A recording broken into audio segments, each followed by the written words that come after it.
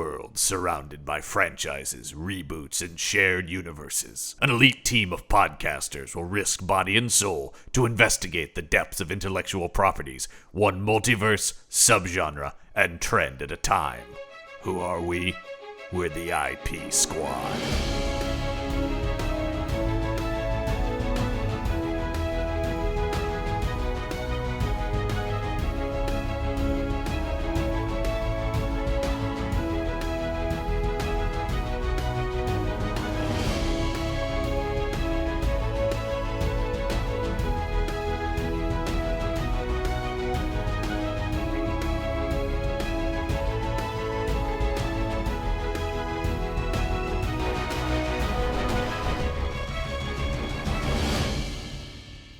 Welcome to the IP Squad, our ongoing investigation into the works of works based on the works of Stephen King. The works of the works of the work. Okay, I got you. Yeah. It's a deep dive. It's a deep show with a lot of levels. I'm John Campbell, my partner for this investigation. Elliott Lewis. There you go. Up? Yeah.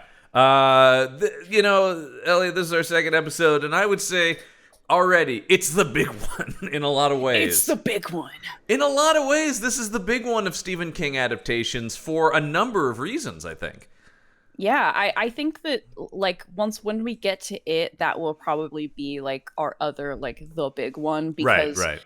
Similar to The Shining, like, that gets adapted into a movie and a miniseries, although not in the same order as The Shining. Yeah, no, they're kind of the inverse of each other, because these are these of course are two of. I mean, Carrie is the debut. It sets a lot of the sort of the obsessions of Stephen King. A lot of Kingness in that book. But I feel like The Shining, these are a little bit more of like the pillars of his work. Yeah, definitely. Like, if you walked up to somebody on the street, like, and you were like, "Hey, what's Stephen King? What's the first word association?" Would probably be it or The Shining. Yeah, with Carrie being a close third. Yeah, no, absolutely, yeah, and I think because I think even though like something like The Stand is like a magnum opus, that's a little bit nerdier. That's a little bit deeper. Yeah. It doesn't have the pop culture cachet that some of the other stuff does. Despite the fact, I might be like, I fucking love The Stand, and some, because I do love The Stand. But despite the fact that it was released as a book twice and had 2 miniseries made out of correct. It. Yeah, I know, and yet it's still like a thing. And I feel like then the next level is the Dark Tower stuff, right? Like then you just drill it. The Stephen King ice. Yeah, then you're like, all right, well, if you're into the Dark Tower, that's like its own thing. No, it definitely. People be like, that's Stephen King. And then weirdly, we'll get to it with our next episode and ongoing. And then weirdly, just due to its adaptations, Pet Sematary is the other big one, of course, we're doing. Yeah. Which I don't think is one of his books that I think it's one associated with him, but it's interesting to me that that's another one that just people keep coming back to. Yeah, like we talked about last time, like, I think that Pet Sematary gets slept on, but it was like a big deal. Like, it was, I think, one of the first ones that I watched with my dad or something. I think that's a lot of and I think that's why a big reason why, getting back to The Shining, I think this is because this movie is so iconic. Yes. I think that's a big reason why this is one of the first things on people's mind, because I do think probably a lot of people come to King through this movie without even knowing this is a King adaptation. But this is just the 1980 Shining that we're talking about, Stanley Kubrick's The Shining. It has become so ubiquitous and so iconic in pop culture, just in film, let alone horror film, that, it's kind of this is one of those movies I was talking about where, like, even if you haven't seen this movie, you've seen this movie. Yeah. It's just so oft parodied. You know the room number, you know the carpet, you know the elevator. Yep, absolutely. And a big thing, I didn't think about this until I was absorbing a lot of people over the last week talking about this movie. a big reason, and something I probably even saw before this movie, was the Simpsons parody of this movie. Yes, that was in my head a lot as I was rewatching this, because it is a another weirdly cultural touchstone of The Shining is the Simpsons because parody. that was a pretty early one of their Halloween specials that they did that. So I think that was still, when those had a lot of pop culture cachet, and there weren't 35 of them. So yeah, those early ones stick out to people, and it's a really good parody of it. It is. And specifically of the movie, because of course one of the big things we have to, when we're talking about this whole season on the podcast, we're talking about adaptations of works, and this as an adaptation is so fascinating. It really is. Namely, go ahead.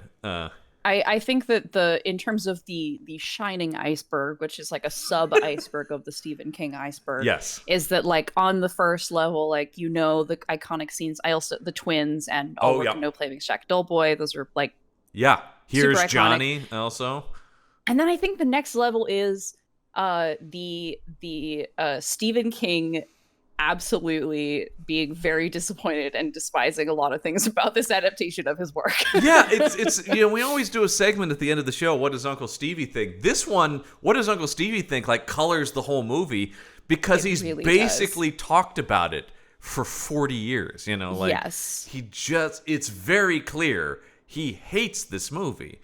And what's interesting is I did research this week just into his reactions to this movie, and that wasn't immediately the case. What I love about the Stephen King reactions is he starts out kind of like, well, Kubrick's a very talented filmmaker. He's very diplomatic. I watched an appearance with him on Letterman from the early 80s when he was putting out Firestarter. He was promoting Firestarter coming out as a book. Yeah. And Letterman asked, well, what do you think about these things? And he was very diplomatic. He goes like, well, yeah, it's a very interesting take, and I think Jack Nicholson is doing very interesting work, and then it's just it pretty quickly breaks into like, no, they completely butchered it, and I fought against everything they did, and I actively hated all of this. What's because like I think there was like an interview like while the movie was being made, or like right before it came out or something, where he was very opposed from the beginning to Jack Nicholson. That's like as Jack, which number one issue with him. Yeah, day one issue. Yeah. And it is so like this is my Shining the third sub iceberg for me. This is the part that I am the most obsessed with, honestly. Yeah. Because like the combination of Stephen King's like his justification of why Jack Nicholson was a bad choice, right, being that he was most known for at that point the One Flew Over the Cuckoo's Nest, right, and so he was like, okay, well the audience is gonna know that something's up. It's not gonna be like a big suspenseful thing. Yeah, his most iconic role is as a mental patient. Yes. But I'm obsessed with this because like having right, we always say, or this is the only second episode, we always say this yes. That's how instantly iconic this show is. Yeah. We love Range Touch's Just King things. We are both big fans. We have both listened to, I think, either all of or most of the episodes. You're a patron, as we've talked about. You're one step further into the fandom. I'm in the Discord. That's right, folks. Deal. Yeah. It's not a big deal. It's fine. Like, whatever. It's just people hanging out talking about Stephen King. It's fine. But and then I've read The Shining very like within the past couple of years. Oh, and see, I haven't so revisited in a long fascinating time. to me.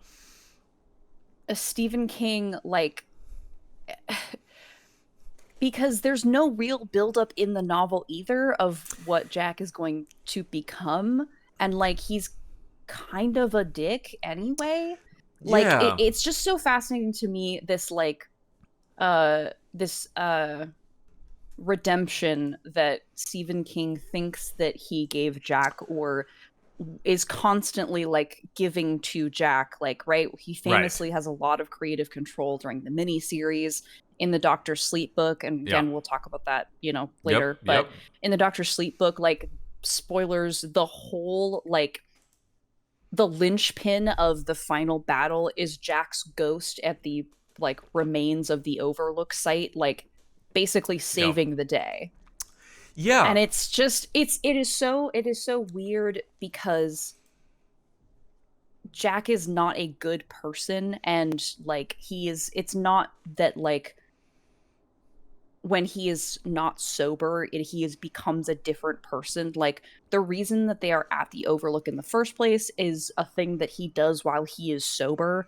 Right. And you know, his actions while he is sober is like he's just not a very good person, it seems. And so I love to think, like, I don't want to like armchair analyze or like whatever, but like I've talked about this with a couple of different people. Like, Sure. why? Like, what is the thought process here? Like, why is Stephen King so obsessed with like this redemption of this character? Because the other thing too, sorry, I'm talking a lot. No, The go other ahead. thing too Yeah. is that like Jack Nicholson also is kind of scary to look at. Like, Oh, yeah. he has very exaggerated expressions, and his eyebrows like do a like There's a reason angry that looking thing naturally. So there's a reason that Warner Brothers was like, no one else can play the Joker when they did it. I mean, he was attached when they were talking about doing it in the late 70s, doing Batman. Like literally the only, because it's just like, yeah, it's not going to take much to make that guy the face of evil. Like, and Yeah. or I also think of George Miller's Witches of Eastwick, where he literally plays the devil,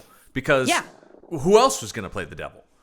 yeah. So there is that. There is an inherent sinister, dangerous quality to Nicholson. Yeah. That actually, it's interesting. I looking at his career post this, aside from those two mentioned movies, he kind of slides against, because like the big thing he does after this is Terms of Endearment, where he's so loving. You know, he's so warm and charming in it. And the one that I am also thinking of is, which I watched with like my boyfriend and his mom when I was in high school. It was a weird third wheel date night, but was Something's Gotta Give. Oh, which, yes. like, you know, he's very funny. he's, like, yeah. So I'm wondering if there was something about like the kind of typecasting that was happening. Where Definitely. he was like, listen, I'm not a bad guy. No, I think he did choose stuff like this. Well, the other one I think of is As Good as It Gets.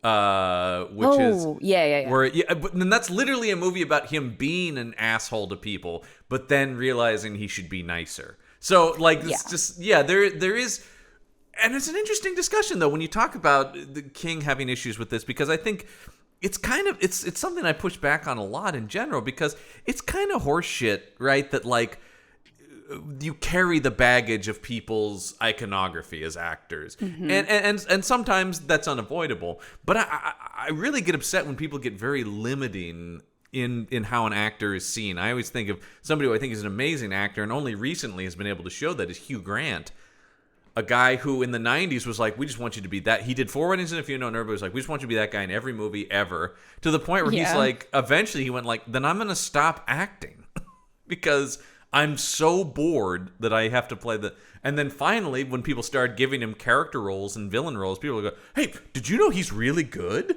It's like, yeah. Like, isn't he classically trained? Yeah, too? yeah. Most fucking British actors are. Absolutely, yeah. I mean, you know, he was like contemporary of like Hugh Laurie and Emma Thompson and Kenneth Branagh and like that, you know, that whole group of people. So yeah, it's so strange to me when people do that. And so this idea that like, number one, the posters are probably going to tell you this guy is going to go fucking nuts, right?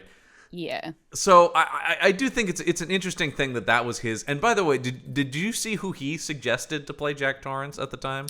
Michael Moriarty, right? Michael Moriarty. The three names he threw out: Michael Moriarty, Jon Voight, or Martin Sheen. Yes, and Martin Sheen. I cannot imagine this movie with Jon Voight or Martin Sheen. Michael Moriarty, maybe. But the thing about and Michael Moriarty, great actor, but also a lot of the reason Nicholson got in here too is because they're like, well, we want to put like a bankable. This was certainly a time when you had to have a movie star in a studio movie. Yeah. So Nicholson is such an interesting figure to me. Number one, he's one of my favorite actors ever. I mean, that's, you know, I know that's not like the hottest of takes that Nicholson is a great actor, but like Nicholson is also a really interesting movie star because he's not he's not a bad-looking guy, but he's not conventionally handsome. He's a little strange-looking. He has a bizarre voice. He has a strange energy to him, and yet became, at this time in particular, one of the biggest movie stars in the world. So that's why he kind of fits how weird this material is, too, right? Like, you're not getting... Because somebody that I think the studio bandied about was Harrison Ford. Yes. Oh. Which, I mean... I would have loved to have seen what Harrison Ford would have done out of sheer curiosity. Because I also think he's another one of my favorite actors who I think often is not given enough credit for how good an actor he can be.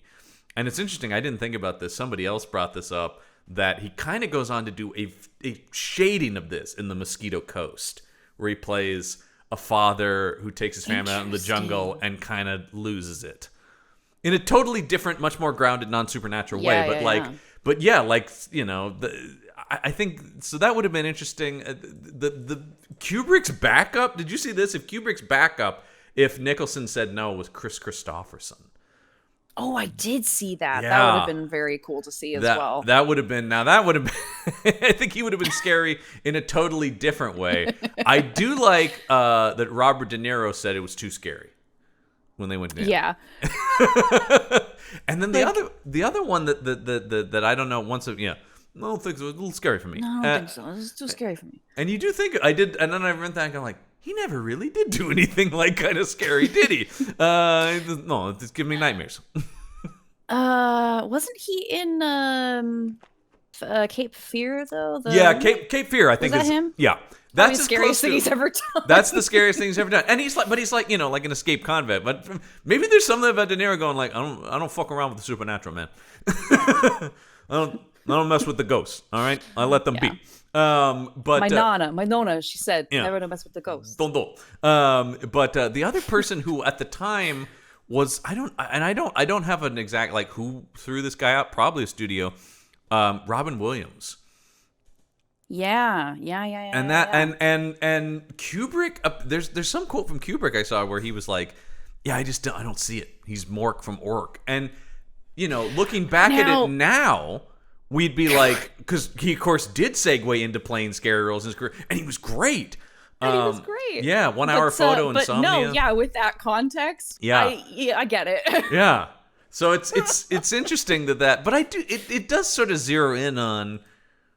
That's why we're kind of going like, well, this person, it could have been interesting, but it did kind of come down to like, okay, Stephen King was like, it kind of has to be Nicholson. Like at this moment in time, and also, once again, hot take, but he's fucking great in this movie. He's really good in this movie. Hot takes abound. The Shining is a scary book. That's my hot take. Yep.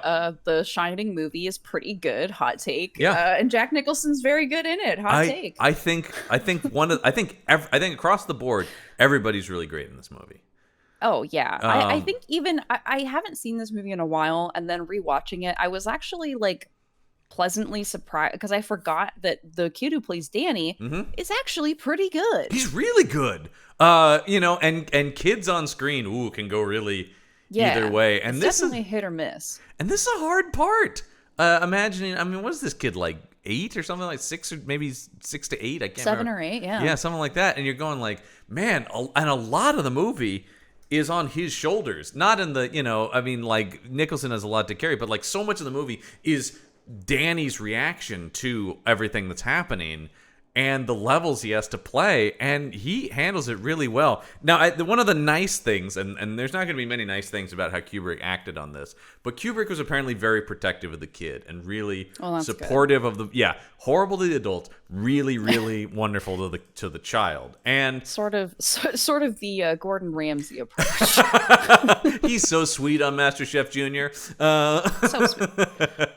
Yes, no, exactly that. But yeah, Danny Lloyd, and one of the things there was a huge nationwide, not even nationwide, I think worldwide search for this kid.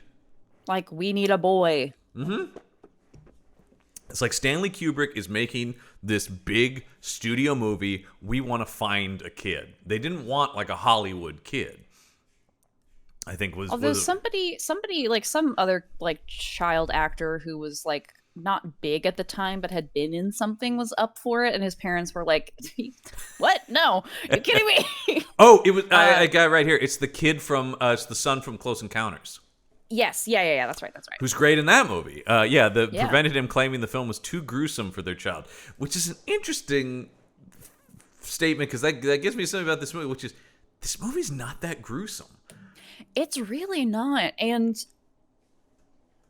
Danny does not necessarily see the most gruesome parts of it either. Mm-hmm. Like I think I can like kind of in my head see the editing of like, you know, there is like he sees the girls and then there's the shot of them bloody and dead, but like they probably didn't actually show the kid that one. They actually talked about this. Another thing, Kubrick was very protective of the boy and not wanting to expose him to some of the darker imagery in the movie. So they really did seem to take care of the kid to make sure that he and what's amazing is he still plays all the terror, all the confusion, and you know, I mean, because once again, so much of the movie is him. He witnesses most of the horror, the character, but that they were able to do this. So what I have here is because Kubrick, believe it or not, you guys, very detail oriented filmmaker. I don't know. Yeah, weird. Never heard that before. Never heard that about him. He apparently interviewed 5,000 boys between 5 and 7 years old over a 6-month period. And he was only looking at kids from Chicago, Denver, and Cincinnati since he thought those accents were a hybrid between Nicholson's New Jersey accent and Shelley Duvall's Texas accent. I just like, okay, yeah. That's okay, the kind of guy sure, Kubrick Stan. was. Yeah, where you're like, and he's, I mean, I think that Stanley Kubrick maybe thought a little too hard about stuff sometimes. What? No. Yeah, I will say, having studied some of his films and read about the making of this movie and his other movies, I think I would not have worked well with Stanley Kubrick. Because he was, and it sounds like a lot of people in this movie didn't work well because he was very exacting. And I think, you know, look, I didn't know the man, I don't know, but like, listen, but like some of that comes from like, maybe he actually didn't know what he wanted at times. Like, there's sort of this thing that like, it drives me insane sometimes when people look back on stuff like this and they go like, well, Hitchcock was like this too, right? It's like, well, they were geniuses. It's like, I don't know, it sounds like sometimes they were just assholes though. Yeah, like I actually not super related, but conceptually, I just watched the Simone de Rochefort's video on Polygon that she did recently about learning to love fishing in Stardew Valley thing, like, yeah, because of Ernest Hemingway. Right. And she says something very funny. She's like, the way I like to think about it is Ernest Hemingway is dead. I won. Yeah.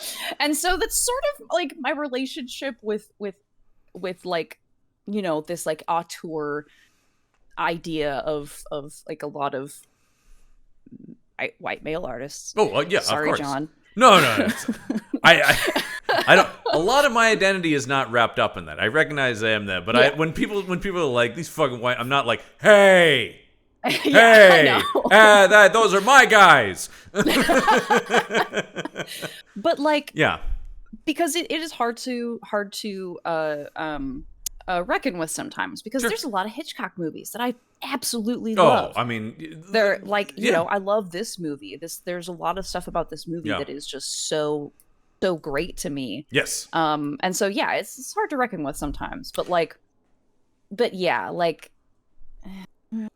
it was the 70s. They were just sort of letting anybody make movies. I'm just saying. Well, and like I said, I think in retrospect, a lot of that bad behavior does get written off as this like, and I think it's something that we're definitely fighting back on more so now as we recognize things like abusive behavior and stuff like that, where it's sort of like, well, because they talk about that, like particularly the way Kubrick treated Shelley Duvall, and they talk about like, well, he just had to get her there, and it's almost just like, well, that's part of the thing, man. It's like, I don't know, you know.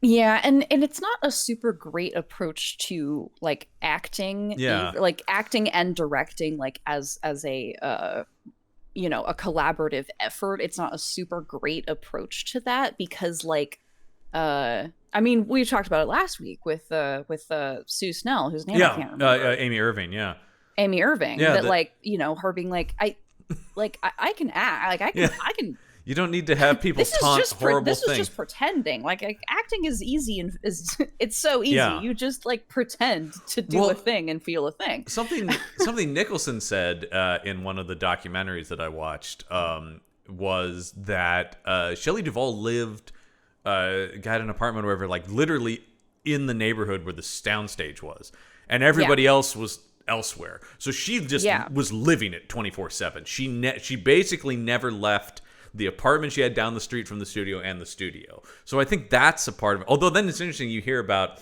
because at this point, Jack Nicholson was in a relationship with Angelica Houston, and she talks about that he would come home from the day and just collapse under the bed and fall asleep, wake up and go back the next morning because he was so exhausted from the movie. So he was basically had no life outside of this. And this was like Kubrick was famous for, this was a long shoot. Kubrick famously took it was forever. Like almost a whole, what was it, 56 weeks or something? Yeah, it was something insane like that altogether. Which that isn't the case, on let's see. May 78 to July 79. Yeah. That's stuff doesn't shoot that long. No.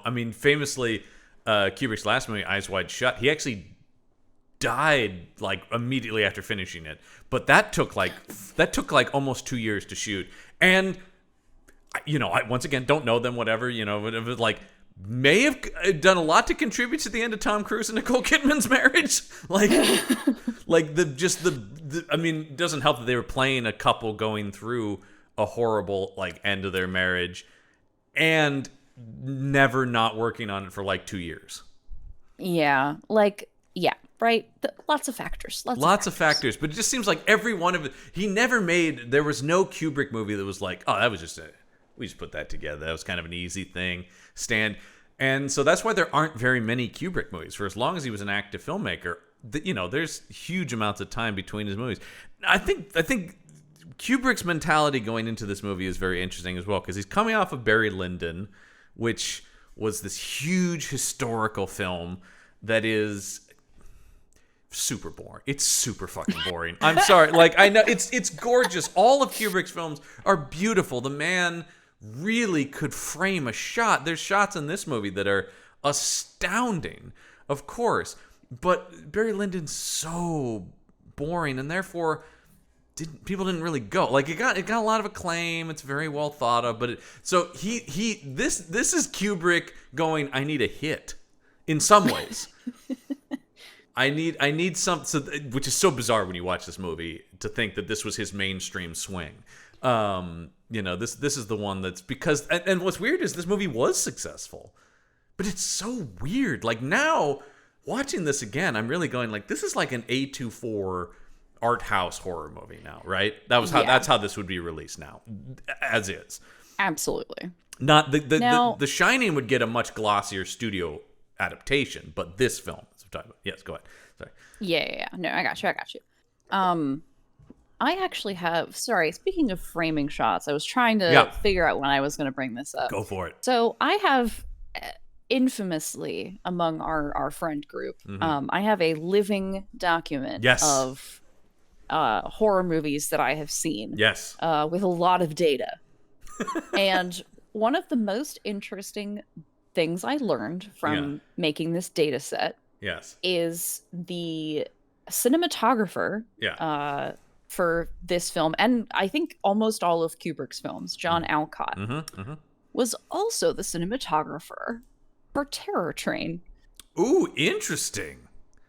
And Beastmaster. I'm actually, because I was like, I need to actually look at the other ones, but like an interesting those aren't filmography.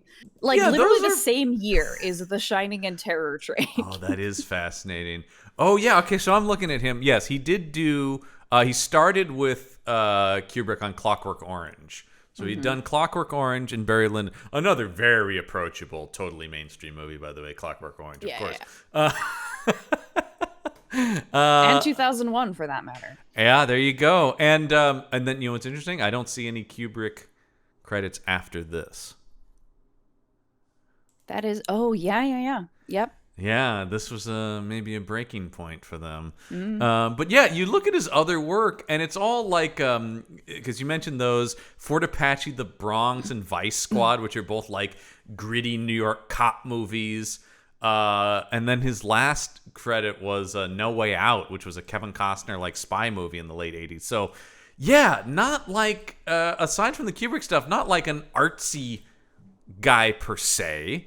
So that is interesting that he worked with, because I can't even imagine.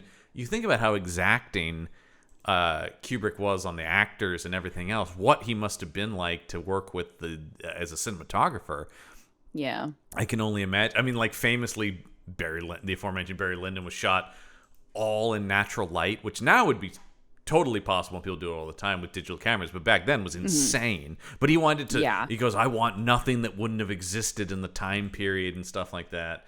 The big thing here that this movie, this was not the first movie to use it, but it was certainly one of the first big movies to heavily use, was the Steadicam, which creates so much of the cool imagery, all the stuff of Danny riding around on his tricycle, which is some of the coolest, most iconic imagery in this. The movement through the mazes, all that stuff, that fluid motion. And for people who don't know, of course, the Steadicam is basically a rig that is literally attached to the cinematographer, and sort of so the camera kind of floats as opposed to being locked down or on wheels. The other thing they talked about in the snow, it made that easier because you didn't have the tracks that it would run on if it was a dolly. Yeah. Yeah, they didn't have to do all that stuff. So, yeah, so a lot of that imagery, there's a lot. The movement of this movie is so gorgeous. I love a Steadicam shot. Carpenter heavily used it on Halloween. Was kind of one of the first people to really popularize it. Which same thing with that movie. This very fluid, floating sort of style, which also gives you such a sense of, I can't imagine what this set was like, because this is all built in a London soundstage, all the interiors. The exteriors, of course, filmed here in Oregon, up at Timberline Lodge. Timberline Lodge. That's right. It's the outside of the overlook is in our home state here, up at Mount Hood. So that's always a fun thing. Now, that's also an interesting thing, because that's where you get room 237 comes from. In the book, it's 217. But Timberline was the one who asked them to please change it, because they actually have a room 217, and they were afraid people weren't going to want to stay in that. Now, what we know now is that means that would be the most booked room, probably. Oh, yeah. People, they could charge whatever they wanted, and people would pay it. Yeah, I know, it's insane that at the time was thought of as like, we don't want to be associated with it. Now if you go up there, they're very proud to tell you The Shining was that too. Like, right? I mean, yeah, this is the Shining Hotel. This is the Overlook, baby. That's it. Check it out. Of course, it looks nothing like that on the inside, because nothing looks like this on the inside. That's another. No. The design of this movie, and I want to get the name of the production designer on this as well, because the movie is Leslie Tompkins, who did also worked on other Kubrick films as well. I think my guess is Kubrick was a difficult enough guy that maybe if he found somebody who worked well with him, they kind of, it's like, yeah, stuck around. Yeah, it's like, okay, we get how to deal with this guy. Like a guaranteed work. Yeah, but this was her first art directing credit, actually, is this movie. So she did or is this maybe that might be my own assumption about Leslie. Apologies if Leslie is not female identifying. I don't know, actually. No, he. Sorry, that's my bad, everybody. So this is his first art direction credit as proper art director, and then goes on to work on a bunch, but keeps coming back to, was a supervising art director of the aforementioned 1999's Batman. So that's then my whole life is devoted to the art direction of that movie. So basically goes on to work with Tim Burton, another very exacting visual filmmaker, although considerably less difficult from what I gather. Well, but I'm just saying, like, there's so many subtle things in the movie, like the way the carpet pattern changes, the way that there's all these things that are, the movie really does a great job of putting you on edge. When you talk about the things Kubrick brings to it, because of course you have we'll get more into those King complaints, and I think some of them are actually super valid. There are things I do agree with King about that I think are issues I have with Kubrick in general as a filmmaker, but his visual sensibility and the people he works with, and this is actually something both Shelley Duvall and Jack Nicholson have talked about over the years, that they have really pushed back on the idea of this being the genius of Kubrick. They're going like, everybody on that movie contributed to how iconic that movie is. That's the kind of trap that you fall into with like auteur works, is like you there is this idea, right? Like we're talking about the production design and the art direction. It's like, it's a collaborative effort. Yeah. Like Kubrick didn't walk up to Leslie Tompkins and be like, "Hey, do this." Like that is what the fascinating thing to me is about the cinematographer. It's like, I don't even know. I think I lost my train of thought like in the middle of that. But like it is a collaborative effort. Like every production is a collaborative effort. Like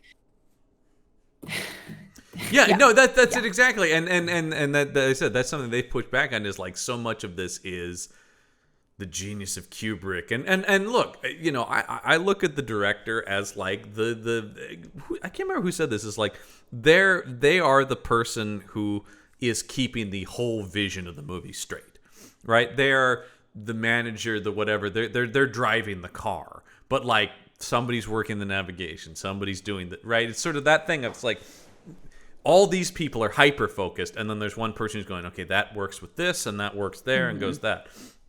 So like things about like the ever shifting visuals of the set itself and things like that.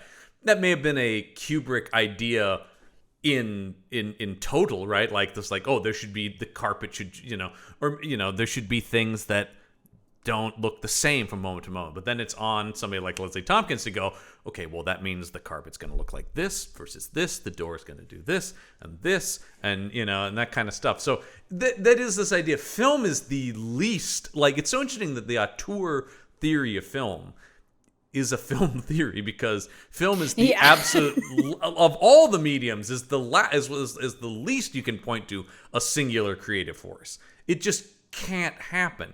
Even the crazy guys like Soderbergh and Rodriguez who are shooting and cutting their own movies, still there are tons of other people. Like, even if you start collapsing those, you still have to have, having made movies for literally no money, I still go like, you still need like 5 or 6 people. Yeah. At least, just to start with. So it is an interesting idea. And they're also very quick to go like, and none of it exists without King, of course, right? Because there is this thing. One of the things that in my research for this, I've come more to at least understand why King gets so pissed, because Kubrick is not exactly kind to King in the few things he said about the movie. And Kubrick famously not a guy who talked a lot. I think that also added the mystique of that, like, he was an American who lived in London. One of my favorite anecdotes from this is he didn't understand the "Here's Johnny" line, because he's like, what the fuck, what is that referencing? Because we don't have the Tonight Show in England. Oh. Yeah, and he's like, well, it's just people assuring him like this will be big.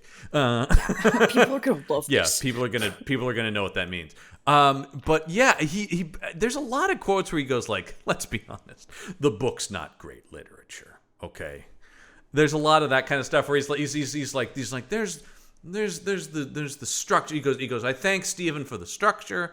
But like, basically just like, well, now the adults are in charge. Seemed to be the tone of a lot of the quotes I saw from Kubrick. And that is pretty consistent, actually, with the kind of not popular, but the like literary opinion of Stephen King. Yes. Oh, absolutely. I think probably 70s through the 80s and even the 90s, actually. Mm-hmm. But like is like Yeah. This is a horror novel. Like, come on. Like, let's not kid ourselves here. This is not fine as someone, literature. I absolutely know that because going through as my whole life, and especially in academia, like when I was in college and stuff, as somebody who read quote unquote low literature pretty much exclusively. Because if it wasn't the horror novels, I read a lot of mysteries and things like that. Genre fiction. Genre, yeah. Yeah, that's genre fiction. And it's so interesting that Kubrick brings in as his co-screenwriter on this Diane Johnson, who was another novelist and wasn't necessarily known as a screenwriter. And she, it's here's a God. This is a direct quote from her that is brutal. She said when asked about this was at the premiere, shortly after the premiere of the movie, in an interview with, this is very key, a Parisian magazine. But she said this about the process of adapting. She goes, "Among Us, The Shining is not a part of great literature. It's scary, it's effective, and it works without further ado, but it is precisely interesting to see how a very bad book can also be very effective. It's quite pretentious, but it's also true that one has less scruples when destroying it. One is aware that a great work of art is not being destroyed." What the fuck?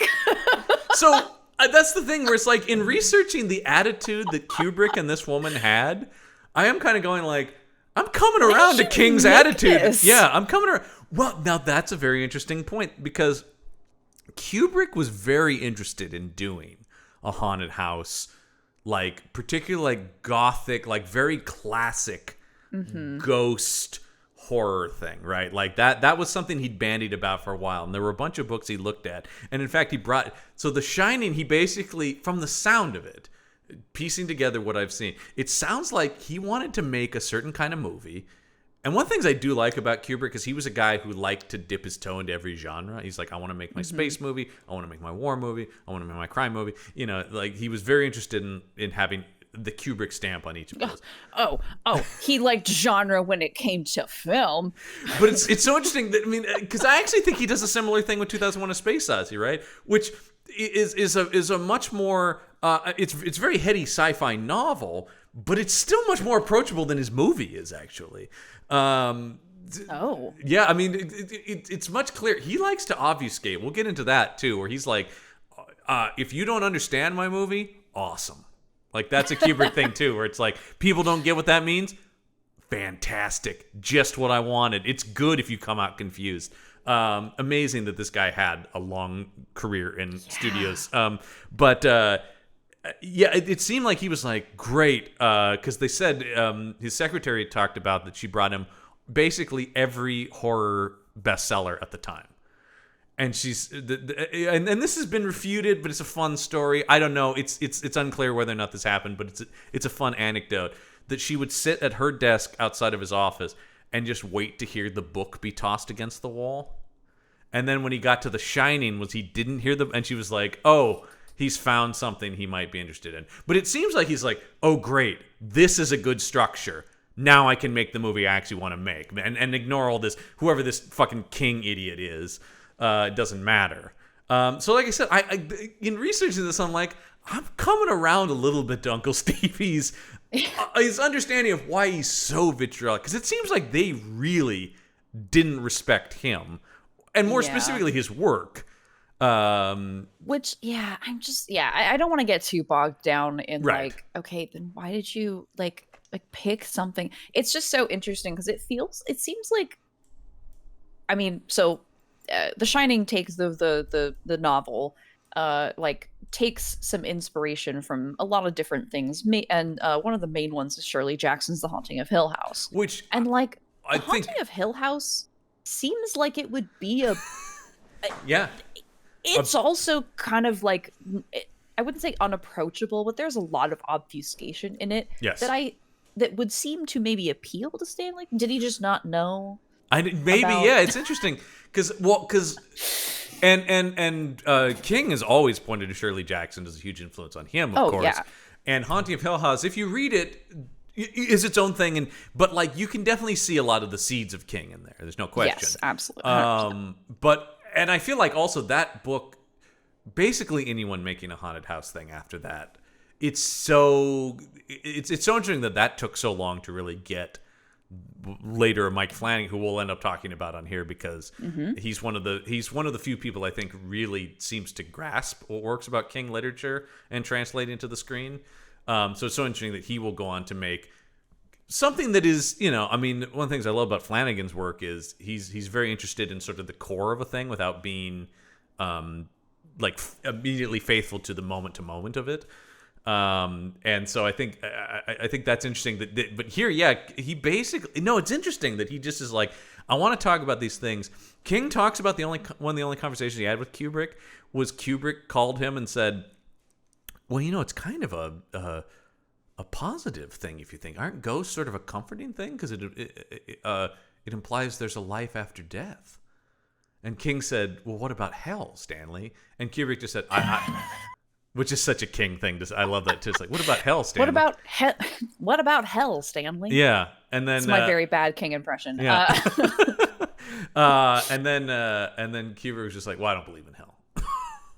And just like I got me as Steve, like, Tabitha, I can't with this fucking guy. That's kind of what it sounds like. And it sounds like he, at least around the time of this movie, kind of tried to go well, and then eventually he was just like, nah, actually fuck that guy in the whole movie, because I actually completely misunderstood what my it's just really, it's really interesting, because I think weirdly enough they both misunderstand the work in different ways. King misunderstanding his own work though is like it's so omnipresent, where it's like, I don't think that if that's what you meant to say, I'm not getting that. I'm not getting that. Yeah, I think that's the thing. Bringing it back to the thing you were talking about, Torrance and the character of Jack Torrance.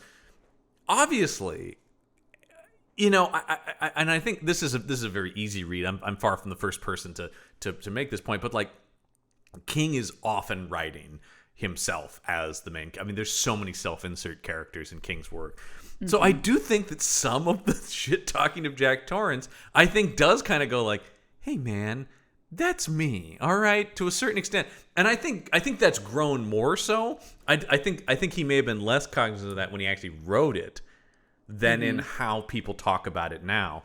And so when you see this movie, and it is interesting because you're right about the book, which I have not read in a long time, but agreed that like the character is not super sympathetic in the way King talks about him.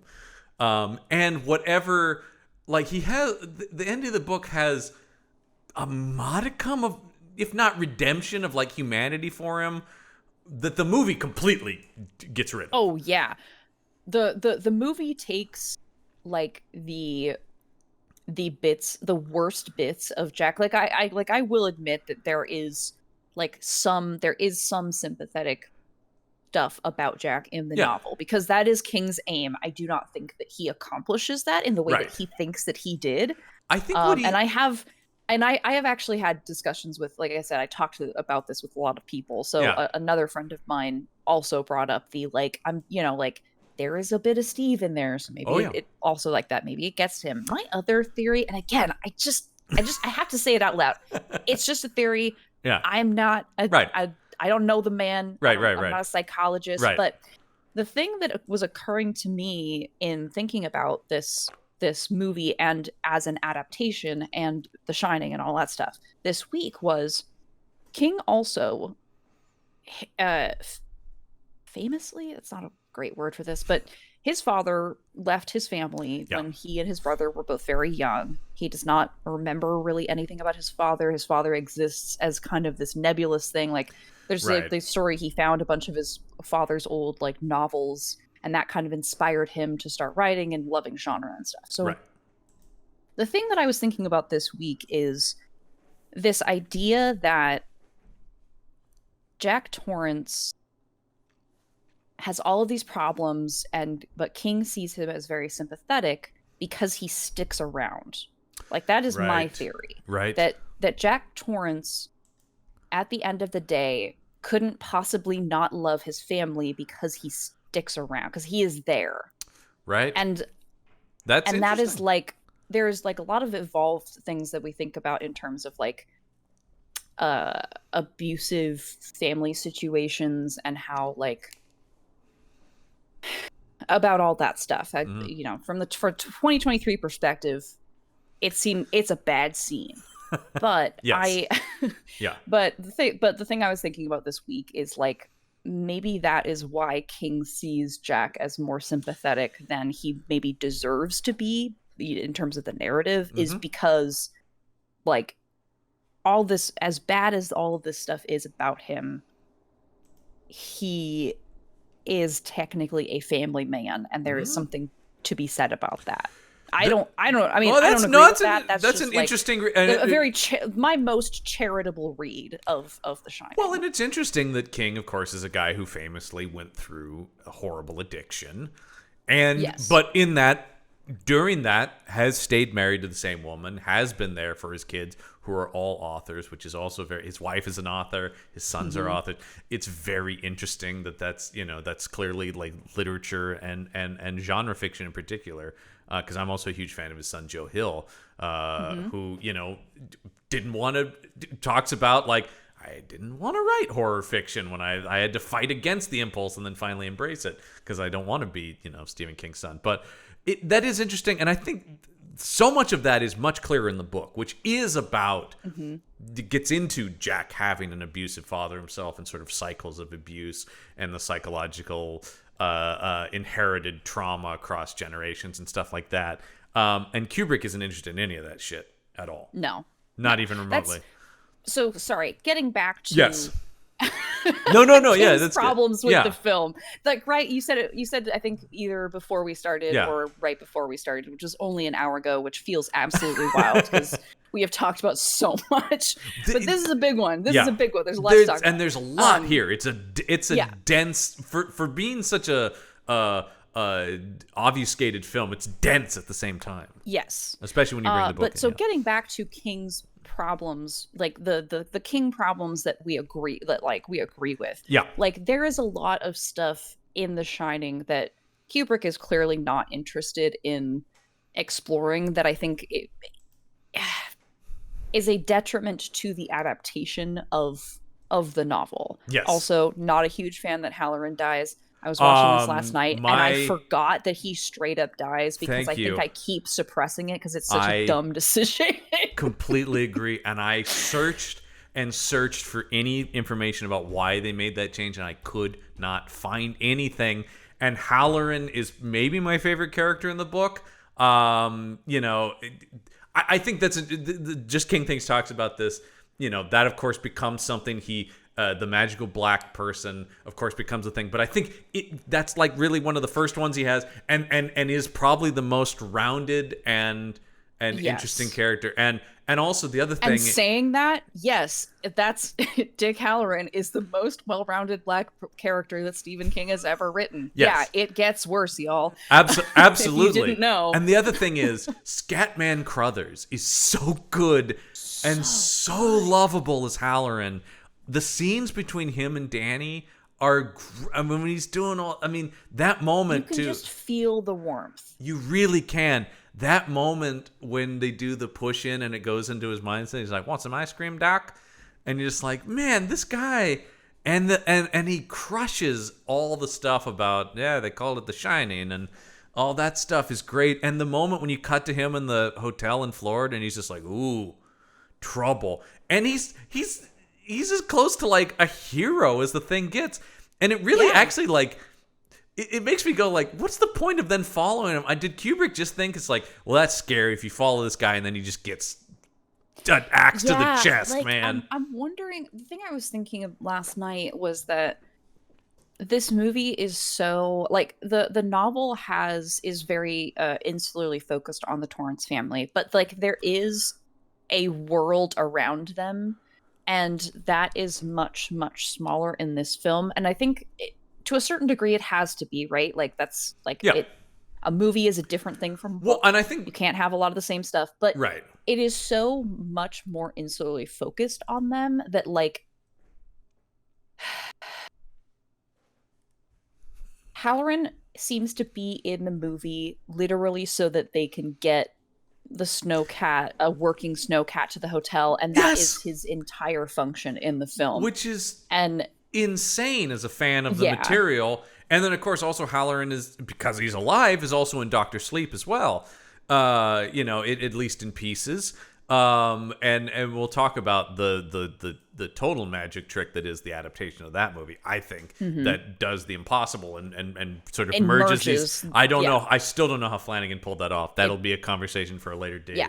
I was blown away when I saw it. Yeah, same. 100%. But incredible. But no, that's the thing about it is, it really does take away from, because I do think, and I go like, what's the solution? Because the other thing is, it does not include, and the Just King Thanks guys also references, as they should, that you do lose Dick Halloran lighting his own arm on fire to kill the hedge monster. Yeah, it's so cool. Yeah. It's like Halloran's like a badass in the book too, and Scatman Crothers could have pulled that off. By the way, Scatman Crothers in this movie, because he was a friend of Nicholson's, he's in a bunch of Nicholson's movies, and Nicholson's like, you should cast this guy, and it's like, hell yeah, good on you, Jack, for keeping that guy around.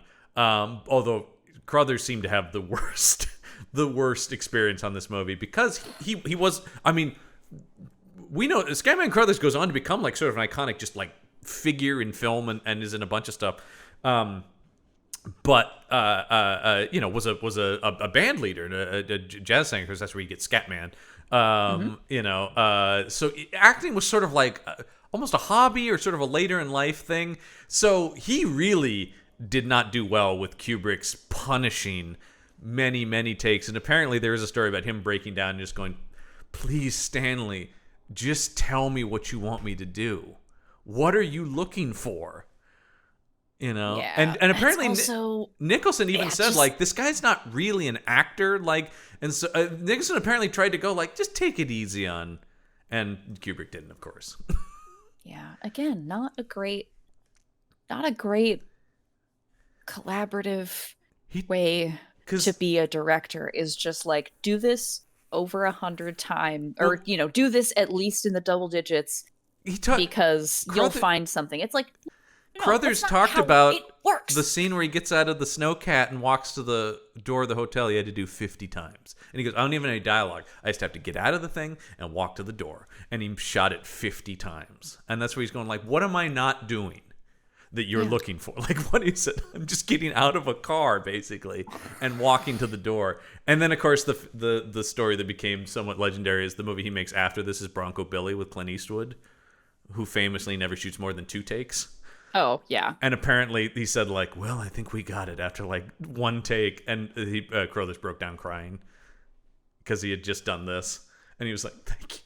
For the love of God, thank you. Now, one could argue... Under one circumstance, you have to hand it to Clint Eastwood. I was going to say, though, because one could argue, Clint might go too far the other way, where he's literally, like, shooting the first draft. And I love the story of Matt Damon when they did Invictus. And Matt Damon goes, could I get another take on that? And Eastwood just looking at him and goes, why do you want to waste everyone's time? Like... Clint's the other way, where Clint's like, I want to get out by noon. All right? Can we be done at midday? It's like, I know so many people who deserve these opportunities. Yeah. Who are like actually like think about filmmaking and directing in a way that is not absolutely fucking insane. Yeah. No, and it's just, those are, to go from Kubrick to Eastwood is crazy to think about, because it is like, Eastwood never talks. From 100 to 0. Eastwood never talks. He shoots 2 takes. It's like, whatever. Even if you don't get the line right, it's close enough. It's a very, and it's interesting to think about. I was thinking about that with Shelley Duvall, though, coming from this, and she's not new to acting, but she's only worked with Robert Altman up to this point, and a little bit. She's in one scene in Annie Hall, so one day of working with Woody Allen. But I think Altman and Allen are similar in. It's very, it's not exacting at all. And it's very much, Altman is like, I'm just going to keep the mics on all the time. because he's so the opposite of Kubrick. He wants all naturalism. So it's all like I'm not even gonna tell you when it's running because I want it to feel so real, so it can feel like a rehearsal or whatever. So to come from that to this had to be also a shock, because she's only worked with guys who are very much just like just feel it, just be in it, and and then to come to Kubrick and it's like, you're gonna do this 100 times. I'm gonna treat you like shit so that you look traumatized. But the thing that always stands out when I watch this is she's really good in this movie. Yes. And I know Wendy's another major King complaint about the movie, that he feels she's way too much of a victim in it. She's way too passive. She's way too sort of weak and shrieking. And that's interesting because, well, number one, it's another fundamental thing where it's like, I don't necessarily see that novel Wendy is that much stronger. Kind of, yeah. Kind of like... But like, it's another thing where it's kind of like the Nicholson casting too, where you're like, your vision of this character, this doesn't feel that far off, actually. No. Looks wise, yes, because he talked about wanting.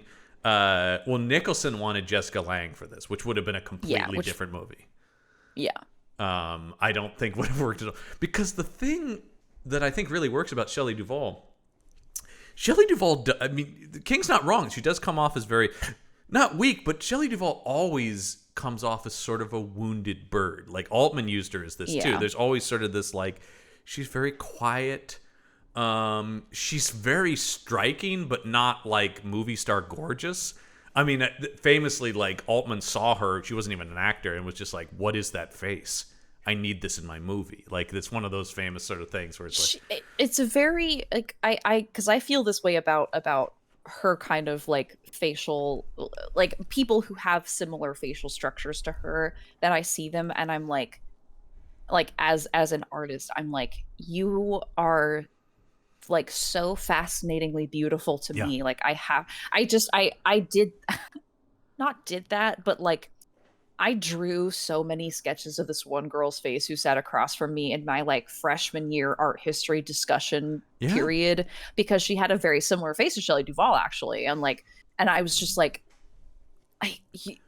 everything about you. It's just, we talk about, I don't even know your name, and I'm being very creepy right now. But no, I totally get that as somebody who was as a film guy and stuff like that. It's always like, I want to put a camera on this face. I get where Altman is coming from when he's just like, whoa, what? Because we talk about this a lot over on Meet the Monsters, actually, which is just like, weirdly in movies we're so used to beautiful people, but when you see somebody who is there's a difference between, of course, Shelley Duvall is beautiful, but in a way that is like, but you lean forward a little bit more, right? You go like, what? Because you're intrigued by her look as well. Like, you go like, what is it about this?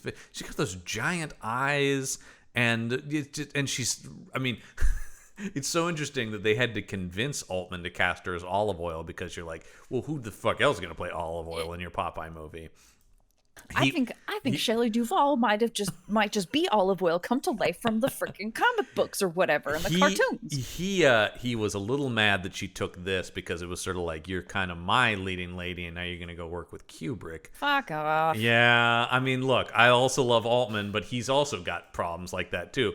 He was like that with people, where it's sort of like, if you're in my rep company, you work for me, and you don't go work for other people. And apparently that was the case with, she goes, I just got this thing to do The Shining. He's like, well, good luck with the rest of your life.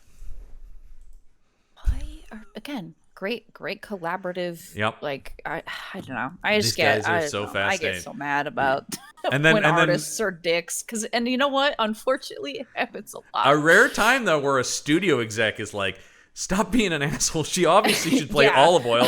I don't care that she made another director's film and you feel she cheated on you in some way. But like obviously she has to be in it. But it is interesting, she's never in another Altman after that. I know, exactly. Hey, but Terry Gilliam puts her in Time Bandits, so you know what? That's awesome. But I love Shelley Duvall. But what I was gonna say is about yeah. In the Sorry, we're just like talking about how great Shelley Duvall. She was wonderful, and especially, growing up as a 90s kid, did you watch her, like, the fairy tale thing she did at all? No, I was reading about that, and I Yeah. was like, how did I miss out on I this? loved those as a kid, like Shelley Duvall's, like, bedtime stories or fairy tale theater. She did, and that was all her, like, she was the main creative force behind that. She's a really interesting woman, and I'm glad that she's in. There was a somewhat recent piece about her and how she's, dealt with a lot of her mental issues that have been, and so I'm glad, because I was always a big fan of hers. Yeah. And the interview that I read leading up to this was from 2021, I think. But it's also very nice. The interviewer mentions that he was asking around for her in the kind of small town that she lives in, and the people were like, "Hey, we like Shelley Duvall around here. Yeah. So just keep that in mind, you little journalist guy." I think she's. So it's nice that she is in a community of people who are very mad at Dr. Phil, because I also am mad at Dr. Phil. Well, add that to the list. That guy fucking sucks. Man, thanks Oprah for that. Him and Dr. Oz, those were Oprah's fault. Yeah, I don't understand how a woman who's that. Come on. I don't understand how a woman that, like, powerful and smart gets taken in by so many charlatans, but she does. It's so weird. It bums me out. It's wild. But so the thing I was saying about her, though, is because she has this very sort of quiet and can kind of retreat almost into herself and her physicality in this movie.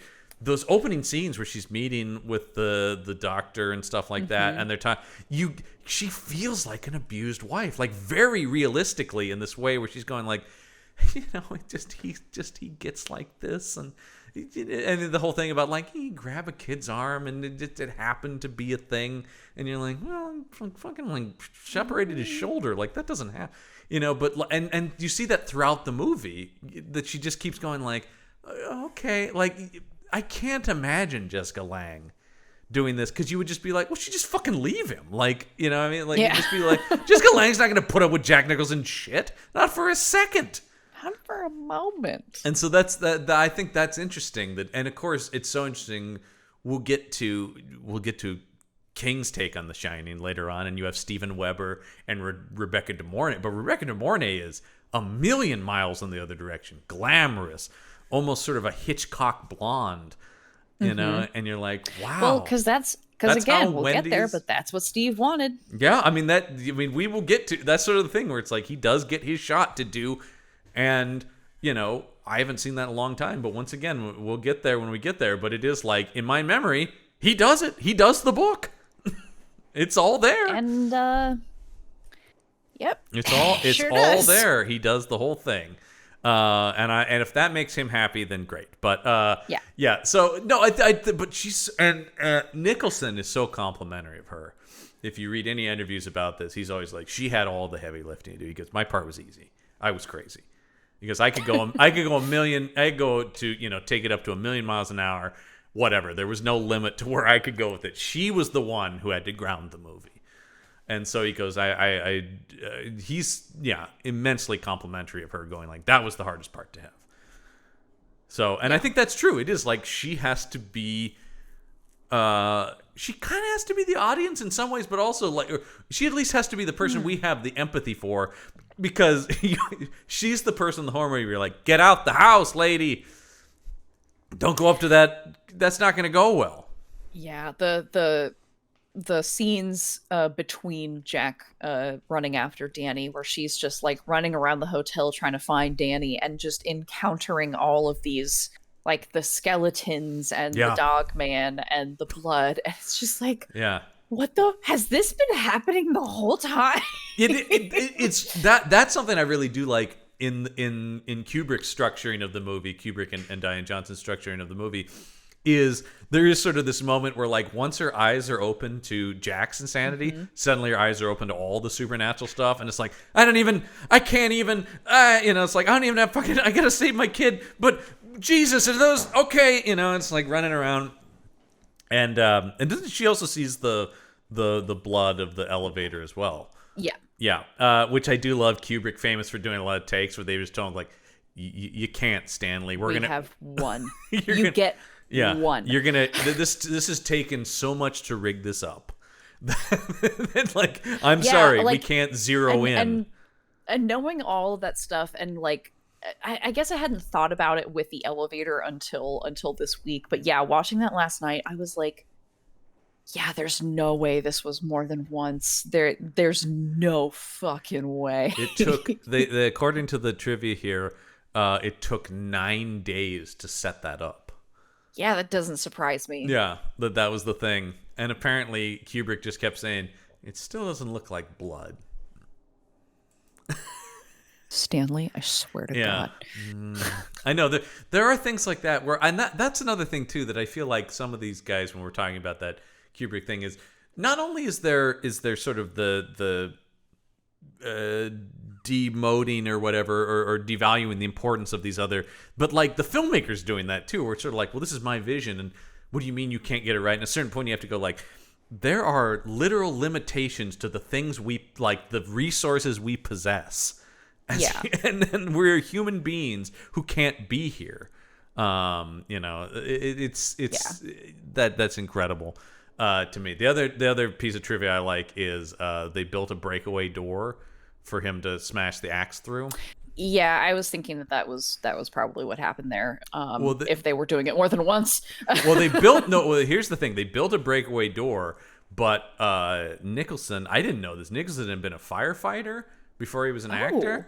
Yeah, and apparently just went right through it. So they actually had to build a sturdier door so that he could smash it, because apparently he just went wham and went right into it. I was gonna say, because again, it's been a while since I had watched this movie. But watching it last night, he handled that axe it seemed very expertly, and very confidently. That's the training he had. That's why. Which there you go. Yeah, now that's the thing, is like, he just took that door down, man. I love I don't know if you've seen the on-set footage that Kubrick's daughter shot, because she put together. It's on the disc if you have the Blu-ray, or I think you can also just watch it on YouTube. But Kubrick's daughter, Victoria Kubrick, filmed a lot of the behind the scenes of the movie, and you do hear some of the horrible way Kubrick is treating Shelley Duvall in it. But the other thing you see is Nicholson, like, before they're calling action, and he's like jumping around and moving the axe, and he's getting all agitated, and you just watch him go from like normal Jack Nicholson to psycho Jack Nicholson, and it's a pretty amazing vision of what acting is, because he just and he's like, all right, let's go, now I'm nuts, you're just like, yeah, it's good. Because I don't think he, not known as a guy who was he's not one of our method actors. Thank God for something like this. You can't. He wore that Joker makeup 24/7. No. God. Yeah. I do love just the quick piece of trivia here on the IMDb that just says Stephen King has never understood why people find this movie so scary. He is such a fascinating man. But he also reportedly said, after he saw the movie for the first time, I think he set out to make a film that hurts people. That is man, Steve. Okay, they talk about this on Just Thinking Things.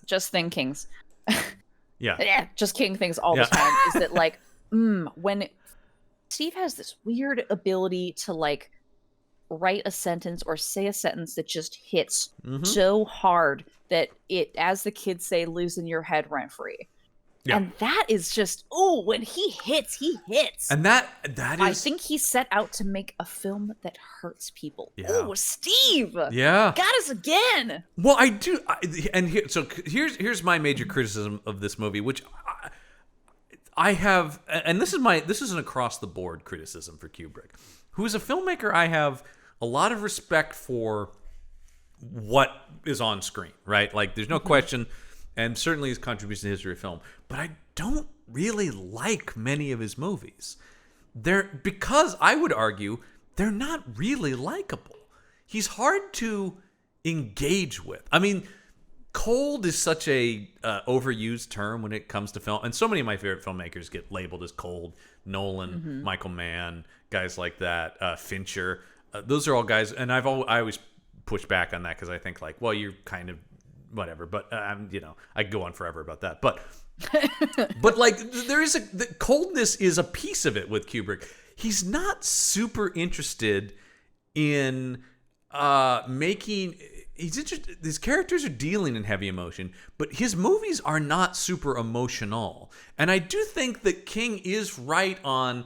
Like, if you sift through all of the statements he makes, it is sort of like, yeah, this movie does sort of lack a beating heart.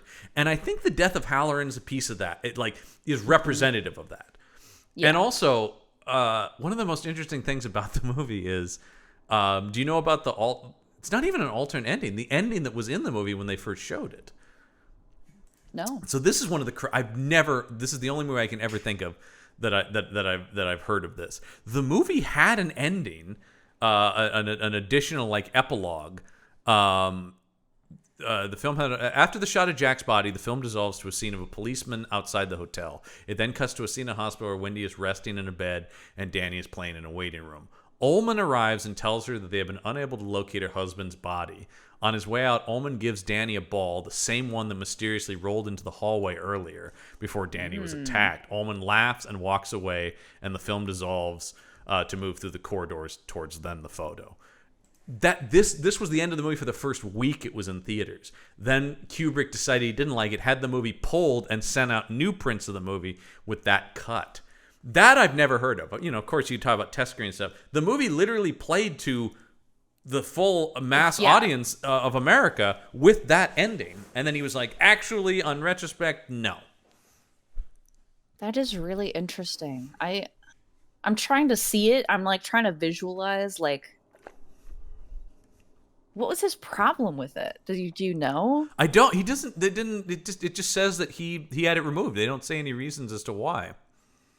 I just think it's interesting that, like, not that it's missing per se, but it does feel like the movie would have, like, Wendy and Danny, because they leave on the snowcat.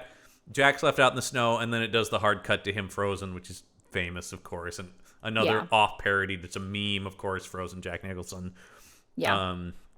And then it fades to, or into that thing in the hotel. Yeah, then it goes. So in between those two, there would have been a little kind of epilogue with them, and then also making Ullman a more overtly supernatural or at least sinister character.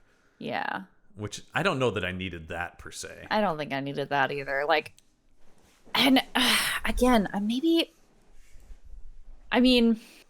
like, right, we've been talking about obfuscation. Clearly, that would be a less obfuscated ending.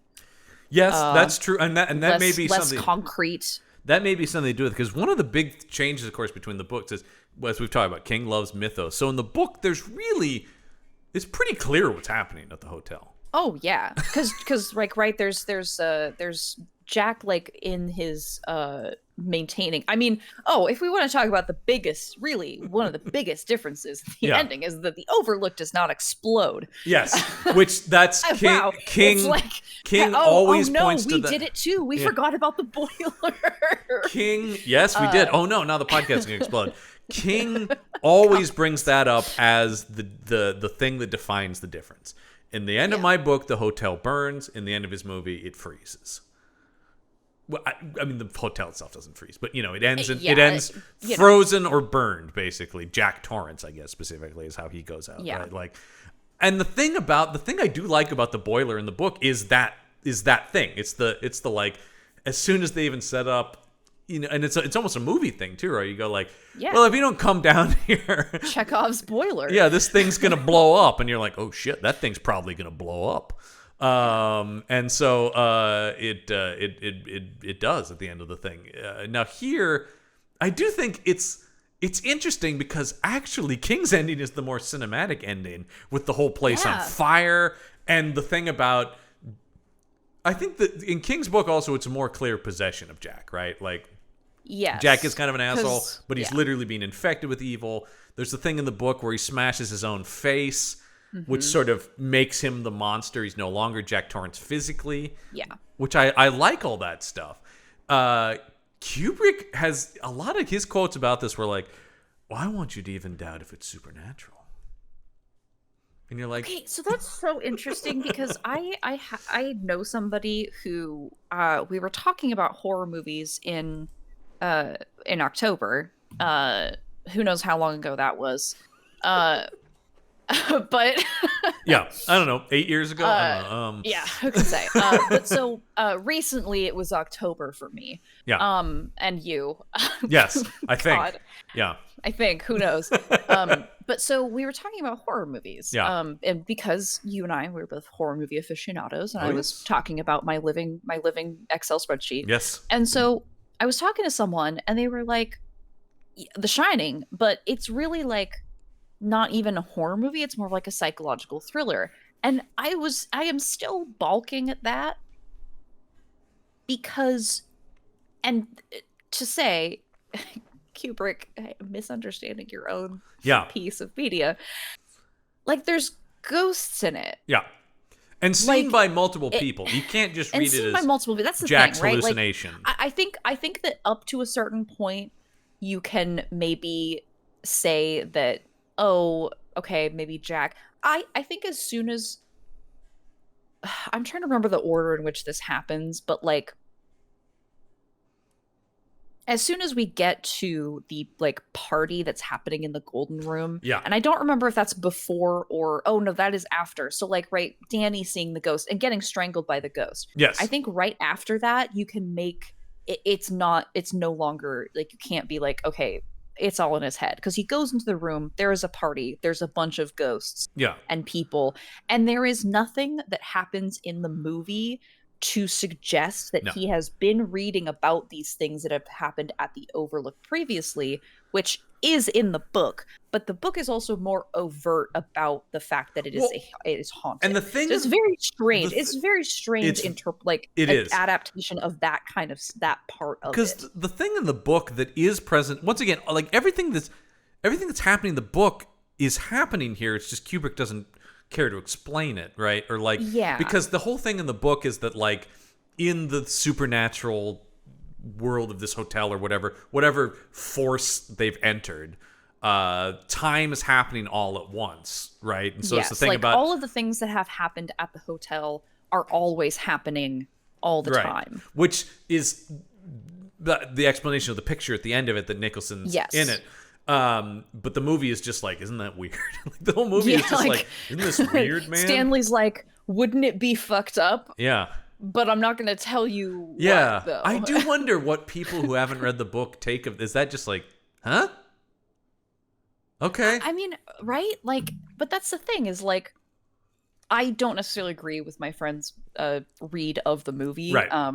But also like it is kind of interesting to be like I don't know about the original piece of media this is adapted from. Right, like, I right, don't know right, the right. source material.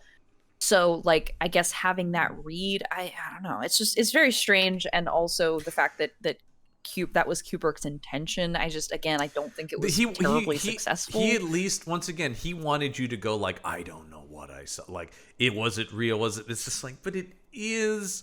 Because if it isn't, then I really don't know what I'm. Then, like, if I'm to believe that there's nothing supernatural, then I don't know what happened. Like, then it's like there are parts of the movie that betray that. Then, and this whole idea. And there is something to be said. Sorry to interrupt. No, go ahead.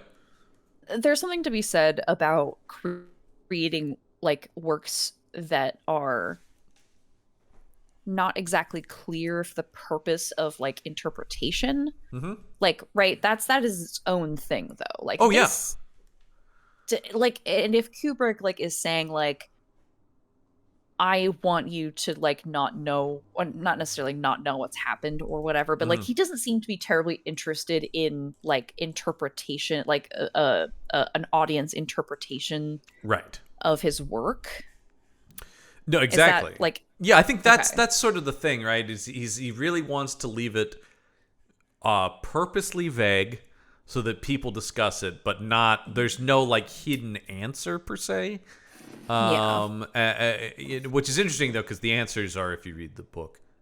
Yeah. Because he's not. I mean, as much as he's as much as this is not like a super faithful adaptation, it's fairly faithful. I mean, in literally this happens for the most part. And this, like, the bones of it. Like, Yeah. family goes to haunted hotel. Right. Tragedy ensues. Right. I think one of the interesting things, and maybe this is the time to talk about this, that this movie was not well received when it came out. Critics really were not kind to this film. And I think that's very interesting because now it is so, an all-time classic. People always, it's like this and The Exorcist are always like the best horror movies ever made. I don't have that lofty an opinion of it. I think I would have been very curious to have seen it in 1980 had I, of course, been alive. But like, yeah, the first week too. Before when it took it away from us. Yeah, I know, which is so interesting. But like, because I think, and I don't know if this was the case for you, but I think we were already familiar with it in some ways, right? Through just pop culture lexicon. So I never got to see this movie untainted in that way. Same thing with something like Psycho as well. A lot of the most iconic stuff. I didn't realize I'd already seen Citizen Kane through all the Simpsons parodies once again. When I saw it, I'm like, oh shit, this is everything ever. I don't think I saw The Godfather, pure either. Like any of the stuff that became that iconic. So it would have been interesting to see what my reaction would have been, probably having never read the book, or even more so just having not read the book. It's so interesting that I'm looking at the some of the reviews from the time period, and the biggest thing is people said it was slow. They're like, this thing is slow. It is just boring, a lot of it, which is a criticism against a lot of Kubrick stuff. Yeah. It is long. I always forget that it's almost long. 2.5 hours. Yeah, it's like a little over 2 hours. Yeah. Yeah, I usually my metric for this is like if I end up looking at my phone. My phone died like right after the movie started, so like I did have to watch all of it. But yeah, I don't know, like, and again, I'm not like a film editor, so like I'm not really sure what could, because that's the other thing too, is like I do think it is successful building suspense. Yeah. And I think that a lot of that comes from the length of certain scenes and this kind of the nothing that's happening. Well, like because that's the thing, is like they get on okay for a while. And it is a build up of the time and the isolation and whatever's going on in Jack's head. I think that's one of the most effective things about the movie, particularly the isolation. You really do feel like, oh my God, they have been here a long time and they can't go anywhere. And I think that's the biggest thing to me that really does feel scary in that sense. I'm somebody who doesn't go a lot of places. I'm not a particularly social person, but the idea of not being able to go somewhere is really scary. And that's something that's scary about the book too. It is a great setting. And I do love the story of King coming up with it. It was basically just like, I don't know, I'm going to take a break. We're going to go to the hotel in Colorado. And he's like, this place is fucking creepy. I have my next book, basically, right? Because he was writing something very similar, but it was set in a amusement park. Yes. And he was like, I can't figure out why they wouldn't just leave. That was his big thing. Yes. It was about a kid with psychic powers who was controlling an amusement park. Yeah. Sorry. I thought I saw a spider, but it's just a bug. It's fine. Okay. All right. Just a regular bug. This got scary for just a second there, that podcast itself. But yeah, it is it isn't. Yeah, it was about a kid with psychic powers controlling an amusement park. And yes, he couldn't figure out why they couldn't just leave. So the isolation of this that's the thing that's very scary. And that is something that's in a lot of haunted house stuff, right? You're like, why wouldn't you just fucking leave the haunted house?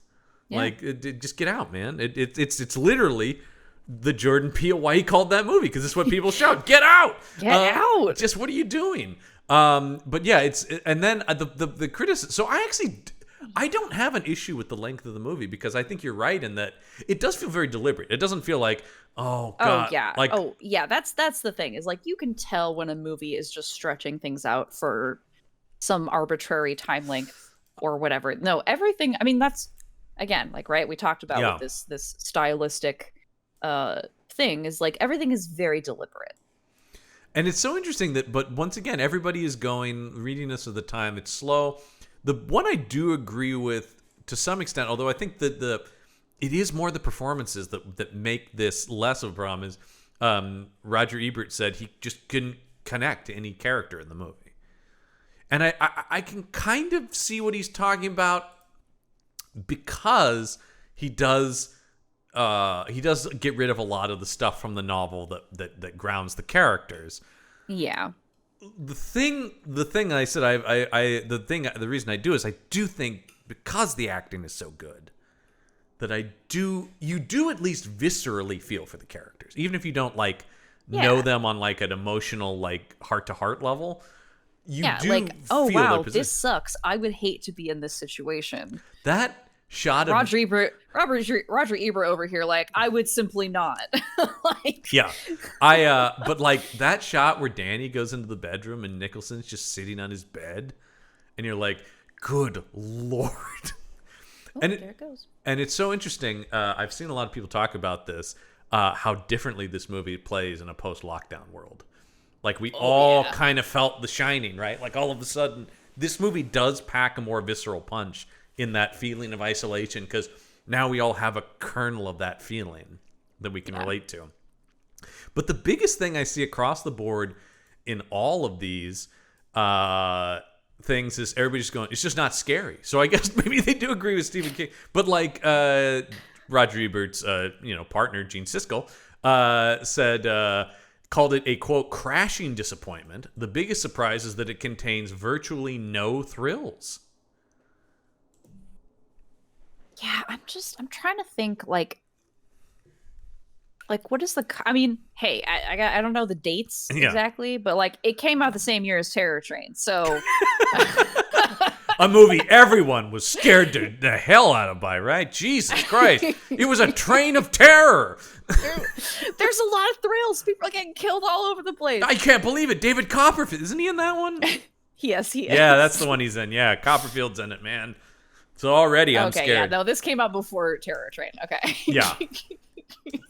I'm trying to think of the context in 1980 horror films. Okay.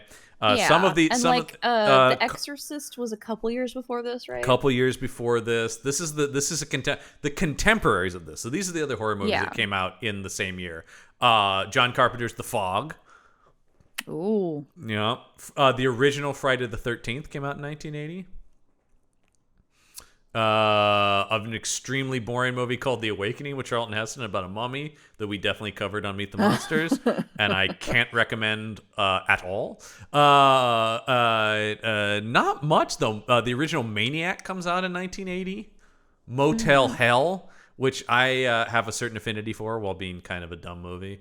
And then my favorite of the Jaws knockoffs, Alligator. Oh, I really like Alligator.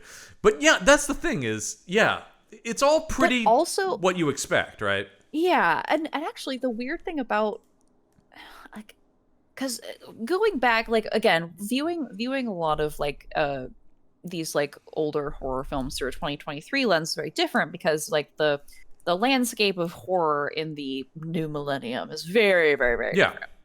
So like, but also Friday the 13th and The Fog are also movies that are kind of long and not a lot of stuff happens until like really until stuff starts ramping up. I think The Fog was similarly, there were people, I'm a big fan of The Fog. And that's the thing. I love the original Friday the 13th. I love The Fog. Yes. Like these are not criticisms. No, I agree. But the thing I was going to say is I think at the time people were a little bit taken by that was King's follow-up to Halloween. And I think people were kind of going like, I think there was sort of a negative reaction. That's a movie that's definitely grown in esteem over time. But I think there was sort of thinking about like, well, this is the guy who made Halloween. Like, where's the? And it's just like, well, it's like a yarn. It's like a ghost yarn. He's. I mean, literally, the one things I love about them is he starts with the campfire ghost story, and you go like, oh, that's what this is. It's like an urban legend kind of thing, and it came from the fog, and it contained. And the movie has fucking ghost pirates who rule. Yeah, ghost I know. lepers. They're not the pirate thing with along with it's Jason Voorhees' yes. Chainsaw is an invention of pop culture. Well, there is a pirate aesthetic to them that we assume because of the boots and swords and stuff like that. But yes, but those ghosts are such an awesome design. And I still want to get an action figure. The glowing eyes. God, that's cool as hell. But yeah, it is interesting that at the time, I mean, the thing that always gets me about this movie is, now this movie, people would slobber over this movie, I feel like, if it came out now. Critics would. I don't think it would make money, though. I think that's why I was saying earlier about the A24. I hate the term elevated or prestige horror. I hate it so much. Very much a bummer. But yeah, no, it's very in the vein it's an artsy film. Lighthouse. Yeah. And something like Hereditary. So yeah, I think so in some ways that's what they're reacting to, about like, where are the scares? And you're like, yeah, there's no real like jump scare in this movie. It is atmospheric for the most part. Yeah. And it is about creating a sense of dread. And I think that it succeeds at completely. Oh, yeah. Like that. There's so much tension. Yeah. In this movie. And we haven't talked about the score, which I think is so key to that. It's omnipresent, except when it's not, and it suddenly goes to silence. But like I love the opening title sequence of this. The helicopter shots going up the mountain, and the title scrolling up, and just that music. And you're just going like, I don't know what I'm about to see, but I am already terrified. That's costume design. I wanted to see who the composer on this was. Wendy Carlos and Rachel Elkind. I don't know them. I don't either. Doesn't look. Interesting. Wendy Carlos also did Tron 2 years from which is very different. Very electronic. Yeah. Great score as well. And Rachel Elkind did pretty much just this. They don't have credits really. And then, because basically all of Rachel Elkind's credits are just reuses of this, like in Ready Player One, which has an insane scene where Spielberg just recreates a lot of this movie, like shot for shot, because there's a whole sequence in it where I don't know, did you see the Ready Player One movie? No, I wasn't particularly interested in it. I recommend the movie because I think it's infinitely better than the book. I think Spielberg, we won't talk about, because I would love to see him do a King adaptation, but he's very good at getting to what a story is about and then kind of like shoving the shit off of it. I think his Jurassic Park adaptation is one of the times I think something's better than the book, because it's sort of like, Crichton, you love science, but can we get to, is there an emotion in here? This is very interesting. This is very cool, but like, what is it about? And so I think he does the same thing with Ready Player One. A lot of the sort of shittier stuff of the book falls away, and he's like, actually, it's about this. But the whole thing in that is, there's a scene where he has to play out the events of The Shining as part of the game, and that's a total Spielberg creation. And because Spielberg loves Kubrick, I mean, they were part of that kind of brat pack. That's what it's called. Yeah, the film school brats. Yeah, film school brats. Yeah, the brat pack, of course, will come later. I would love, though, the conversations between members of the Brat Pack and the film school brats. We have like Rob Lowe going like, "So Kubrick, what do you think about?" Now that would be fascinating. No, Brat Pack, 100%. Yeah, very different. But I'm saying that I want to see that Avengers style crossover. And of course Spielberg makes AI because it was Kubrick's thing, and a lot of my issues with that movie are like, it's very Kubrickian. And Spielberg is sort of doing a Kubrick impression, but he loves that. He did talk about that. He's in one of the documentaries on the disc, Spielberg, and he's going, I didn't like it the first time I saw it. And Of I course you didn't, Steve. yeah. Other Well, Steve. yeah. Well, because also Spielberg, it's so interesting that they were such good friends because their styles are so radically different. I mean, Oh Spielberg yeah. Because is even the exact even opposite. Spielberg's like even Jaws, like Yeah. which is probably the scariest film that Steven Spielberg has ever made, Yes. is like it's so very focused on interpersonal relationships. It Like is. that is what it is about. There just also happens to be a shark. No, it really. in it. That's the thing I love about Spielberg, and also why he almost always takes. And I will say, and we just got on the writers of this movie for saying this, but in the case of Jaws, that book is not good. No. I mean, okay, so I didn't want to get into Crichton, but like, because I could talk for hours about Crichton. I actually have thought about we should do another season of this with Crichton adaptations at some point too, because I would Yeah. love to, including the ones he made, because I'm fascinated by. Yes. He actually did direct a number of movies as well. Yeah. But like, and I'm totally blanking on the name of the author of the original Jaws. Oh, but like, Peter Benchley. yeah, eventually. But like, I think some of Crichton's novels like have more, at least a little bit more focus on like relationships between people. Definitely. But I think Jurassic Park is but like, and all of them are like this, and Jurassic Park is the most of this. But like, yeah, he really is just more interested in writing like a weird realistic fiction, but like science fiction realistic fiction. Yes. And like he's just like, hey, what if this fucked up thing was happening, and I'm just gonna explain how all of it happens. You know, and it's like there's nothing wrong with that, but No. it does make it a little bit unapproachable. But like as a kid, I saw Jurassic Park, and it's still in my like top 10 favorite movies of all time. I just think it's 100%. basically perfect. But I remember then I got the book probably like in middle school or whatever, and I'm like, I'm gonna read the book, and I'm like, Ian Malcolm is just talking about chaos theory for like 8 pages. You're just going like, yeah. I had this is a lot. So this is so funny is Yeah. like I also read the book in middle school, Yeah. but I for some reason like I think I was definitely much more interested in science in like elementary and middle school before I realized that I actually wasn't quite smart enough to like I think we had this. We might have had the same thing where I was very interested in science until math got involved, and I was just like, like once actual numbers, but like science itself is cool.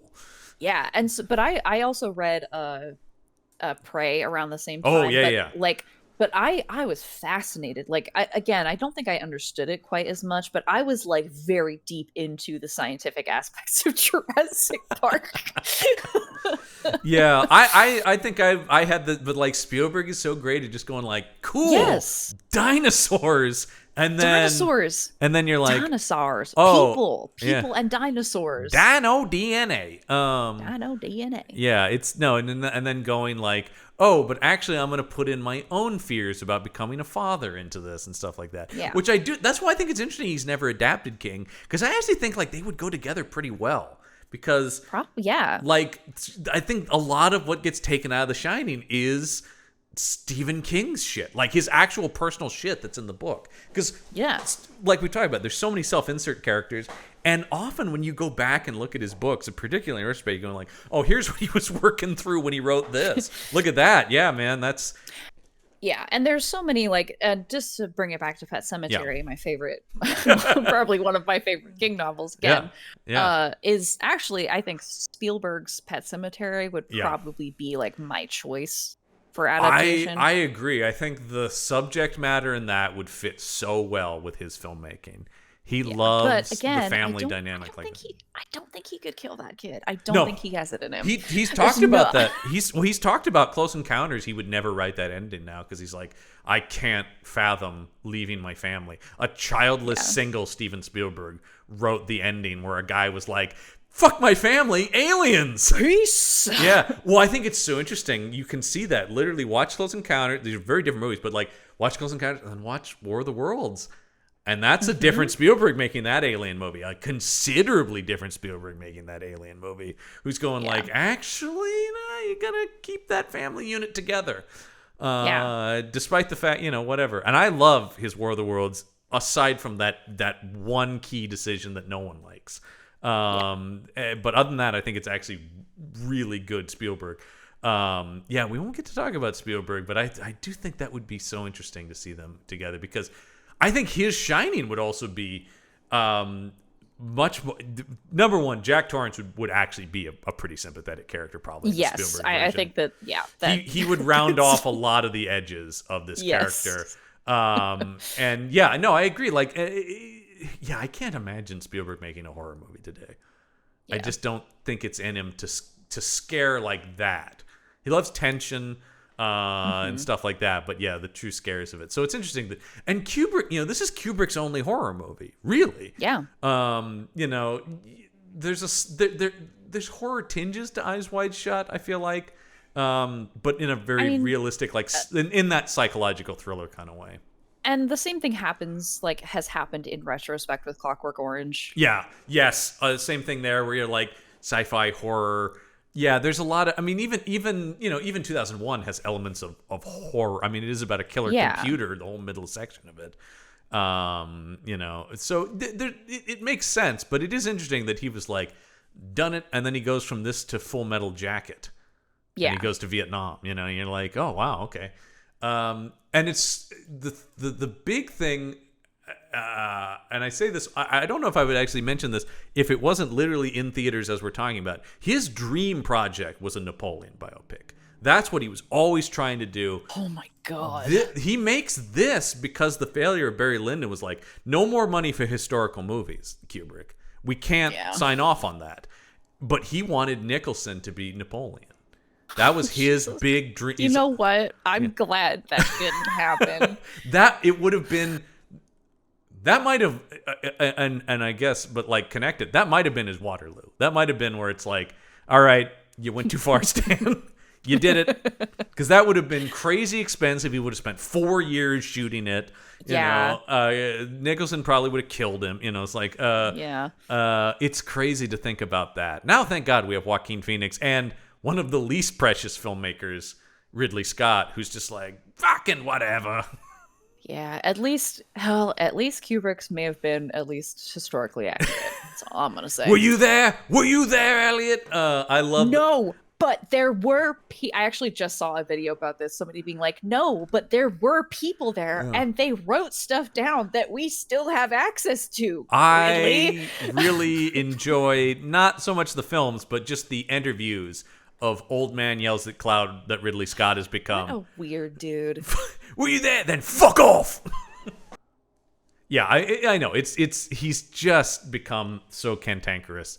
And so that in some ways when you go like that, you're like, maybe Kubrick's approach of just going like, yeah, I don't really talk to the press or give interviews or do anything was maybe not the worst attitude. And I think not the worst. I think in some ways that built up some of this mystique we've been talking about, though, right? Is the guy didn't talk about his stuff and didn't give a lot of interviews, and there's not a lot of footage of him. The thing that always gets me about him is I heard he was a big comedy guy in reality. Interesting. Yeah. There's I did not expect that. No, but I'm trying to remember who it was. But like people talk about like getting notes from him, like letters. Comedy directors talk about it. It's like, I greatly enjoyed your movie. I found it uproariously hilarious. And you're just like, Kubrick sent this? Is this a prank? Yeah. Well, actually King talks about that when they got the call and Tabitha was like, Stanley Kubrick's online. He's like, the fuck he is. Good one, babe. Yeah. Because we're kind of placing this in, as we sort of wrap this up here, as we're placing this in where King is, he's pretty successful, but he's still, at this point, a guy who's had a couple of hits. Yeah. He's not yet Stephen King. Because this really was Stanley Kubrick's The Shining, based on a novel by Stephen King, Based on a novel by Stephen King. Yeah. Yeah. Because and kind of related, but I was looking at this because because I was wondering, like we mentioned kind of at the end of last episode, that Carrie gets made into a novel or gets made into a movie about a year after it's like widely published as in paperback. And then this one is about a 3-year wait. And I was kind of I looked this up because I was wondering, like, what is the fastest that a movie has been adapted into a book? And actually, It's Christine. Oh, Because the producer actually was friends with Stephen King and got like an advanced copy of the book. So he started making it like Christine comes out the same year as the book. It's like that's or it's very like similar. 8 months apart. That's or very something. similar to the Jurassic. Actually, we were talking about Jurassic Park, and Yeah. that because Spielberg basically started working on the movie because he just asked Michael Crichton, "What are you writing?" He's like, "Oh, this thing about where dinosaurs come back." He's like, "I must make a movie of this," and I'm already thinking about it. And you just have a kernel of an idea, and already I'm in the earliest stages of it. So that's another thing where it is just kind of like in concept. But yeah, that is interesting. And of course, that was Carpenter. but so right, like Salem's Lot comes out between Carrie and The Shining. That's something we did not talk about, which is if you go over to Meet the Monsters, though, you can listen to Brendan and I talk about the Salem's Lot miniseries, which is sort of the major King adaptation that comes between these two. Yes, but that doesn't. That comes out like between Carrie and The Shining as well. Yes, the Okay. the miniseries comes out. That's like 79, maybe. Okay. So they have all been adapted in order up to this point, really. Okay. Yeah. Okay, but that's good to keep in mind in terms of like I meant to say that where we because are I do want to with talk King stuff. We'll have a lot more going into next week because we're jumping a lot further in time to the next movie. So there'll be a lot of Stephen King adaptations in between. But the only one that comes out between these two is one of my Salem's Lot, which is the I'm like, what is it? Yes, Salem's Lot is which is the miniseries, directed by Tobe Hooper, which is actually really good. It suffers a little bit from some of the like, David Soul as Ben Mears is not a good choice. He's a very TV guy because he was Hutch on Starsky and Hutch, and so they put him in there. I have issues with what Tobe Hooper does with Barlow, turning him into a monster, but Just like a guy, yeah. But it works as a movie. Like that's the thing about it. It's pretty effective. That's part of like this whole season is like talking about adapting written work to the screen. Right. So like, yeah. And I do think, and so getting back to this, I mean, of course, you would be remiss if you don't see this. You should see this movie. Yeah. If only as a piece of film. I said, I don't love this movie. There are people talking about it's my favorite movie ever made. And I'm like, that's interesting. I like I said, I look at it through I'm distanced from it. And some of that is, I do like the book. So of course I'm also like, it's a little bit, it's a lot of my feelings about when I saw the Watchmen movie as well, where I'm like, well, I know this material so well that I am filling in gaps that are not here. As well, and so I don't even know what to think to somebody who doesn't know what this is. So I do think that's an interesting. I'm like you're talking about your friend. It's curious to think of somebody who this movie's so obfuscated that you don't have that context. But yeah, it's. But you definitely need to see this movie. This is a must-watch in the canon of King films. There's no question. But of course, we've talked about it a little bit, but we got to hear from the man himself, right? For our segment, what does Uncle Stevie think? What does he think?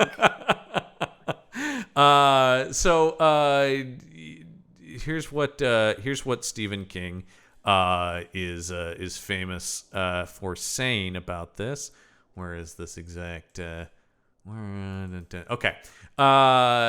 Here's something he said. This is what does it say? Where this is from? I don't know. He's given so many. It's true. He's given so many. Stephen King, unlike Kubrick, likes to talk a lot.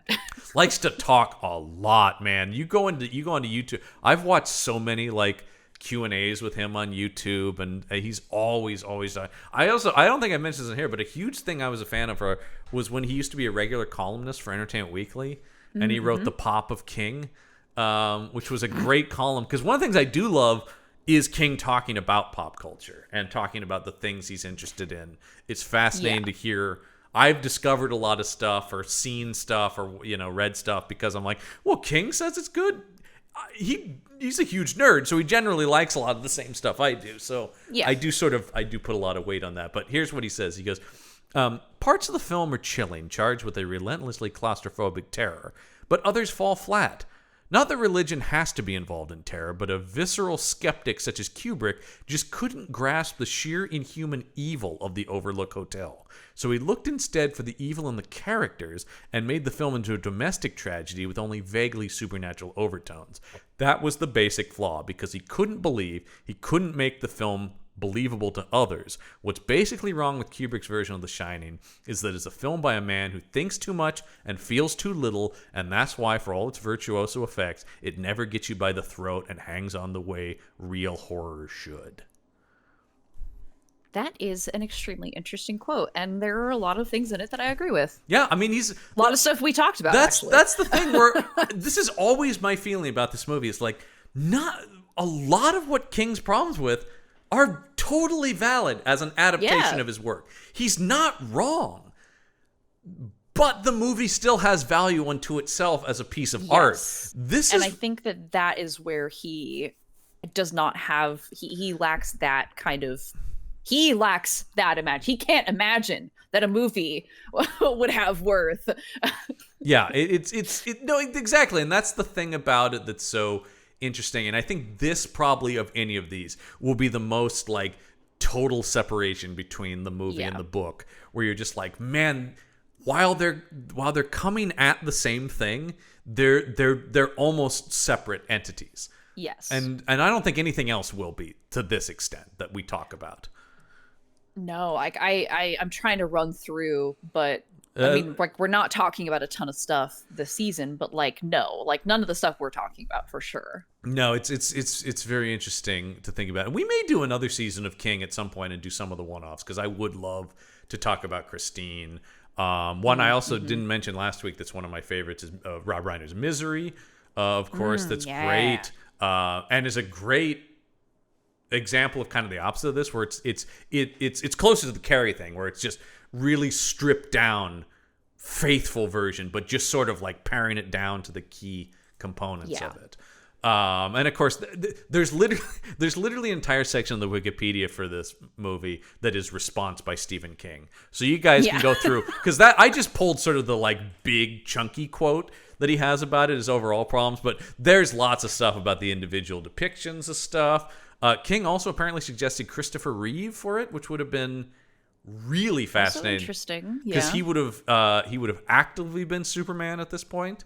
So that would have been a really... That I almost feel Kubrick like... wouldn't have gone for that. No, and I almost feel like that would have been the opposite thing, where it's like, okay, now you're not doing... I think Harrison Ford would have been this too. Now you're not doing Everyman. Now you're doing breakdown of iconic hero. If Nicholson is known as Psycho, these guys are known as heroic characters, so that would be a purposely against type casting. And that has its own problems unto itself. Not that, once again, both great actors. Reeve... the greatest Superman, but unfortunately also kind of ruined his career. Always a guy who would remind you he was a Juilliard trained actor and could do more than put on the cape, but he just like put on the fucking cape. Always kind of feel bad for that guy for reasons before his legitimate tragedy. But it is always a talk about a guy who was just like, well, you're Superman. It's like, I can literally do anything. And they're just like, no. But I don't think so. Yeah, I don't. Yeah, and anytime he tried, there was just like, nice try, Superman.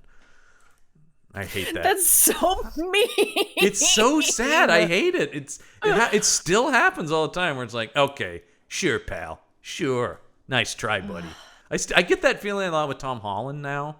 Not that like everything he's done has been great, but there was always this thing about like, Spider-Man thinks he can act. Nice try, kid. Come on. Yeah, it's just like, well, give him a shot. Jesus Christ. That's what Uncle Stevie thought. I don't think he's going to be anywhere close to this vitriolic about anything else that we're talking about. I don't think so. I'm actually really curious, because I don't know what he thinks. I can't remember his thoughts about any of the Pet Sematary stuff, because he's not. I don't really know about. I know what he's a fan of, and I know what he hates, and then there are like ones in between where I'm not. I'm not really sure. It honestly, it might end up like, we can try to like see if we can find out, obviously, because it's a segment, but it might just end up being a Carrie thing where like, it's pretty good. Yeah. All right. Well, we'll finish up with our segment highs and lows, where of course we're We're going to read a 1-star review and a 10-star review from IMDb. So I am so excited for this. This is the 1-star review comes to us from where was this here? Yes, here it is. Tiger Shark 69. Nice. Yes. Yeah. Who simply, very clear in their titling, calls it one of the worst movies of all time. All right. Yeah. I want to give it to me, Tiger Shark. I am dismayed at the overwhelming positive reaction to this garbage movie. The only explanation I can come up with is the responses are affected by what I can call the genius effect.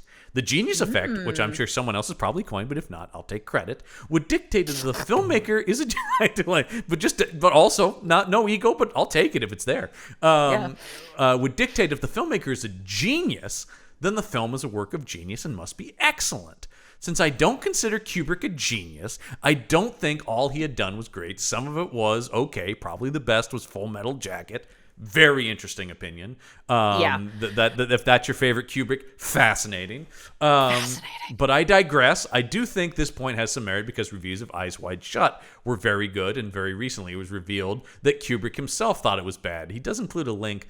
I'm not going to click on it, but I'm curious. I don't actually know. Get to the point, Tiger Shark. You're losing me. The other effect, time, is more of what I can remember people saying when the movie first came out. There were many comments that it shouldn't be considered a horror film, but rather a comedy because audiences were laughing more than screaming. What? It seems audiences are more kind as time goes by, or at least in this case anyway. The acting, that's in quotes, in this film is absolutely atrocious, especially that of Shelley Duvall, which one IMDb user stated is, quote, very naturalistic. It does not seem like acting at all. That's because it isn't. It is flat and unemotional, even when she tries to be emotional. Jack Nicholson doesn't become crazy due to isolation. He's nuts from the beginning. His character's dealing with his wooden family doesn't beg the question, why does he want to kill his family? But why didn't he do so long before this? Not saying I condone injury to the dull and irritating, but being locked up with these two would put anyone's nerves on edge. I can't believe they survived the car ride to the hotel. Needless to say, I didn't find The Shining scary in any way, and even when I saw it at age 11, by then I had the wits scared out of me by a far worse movie, It's Alive. Interesting, also. After that, I have yet to be scared by another movie, and The Shining never even came close. In all honesty, I've tried to give The Shining a reasonable chance. I've seen it more than 5 times, thinking I must be missing something, but each time it gets worse. Wow. Yeah, lots of interesting...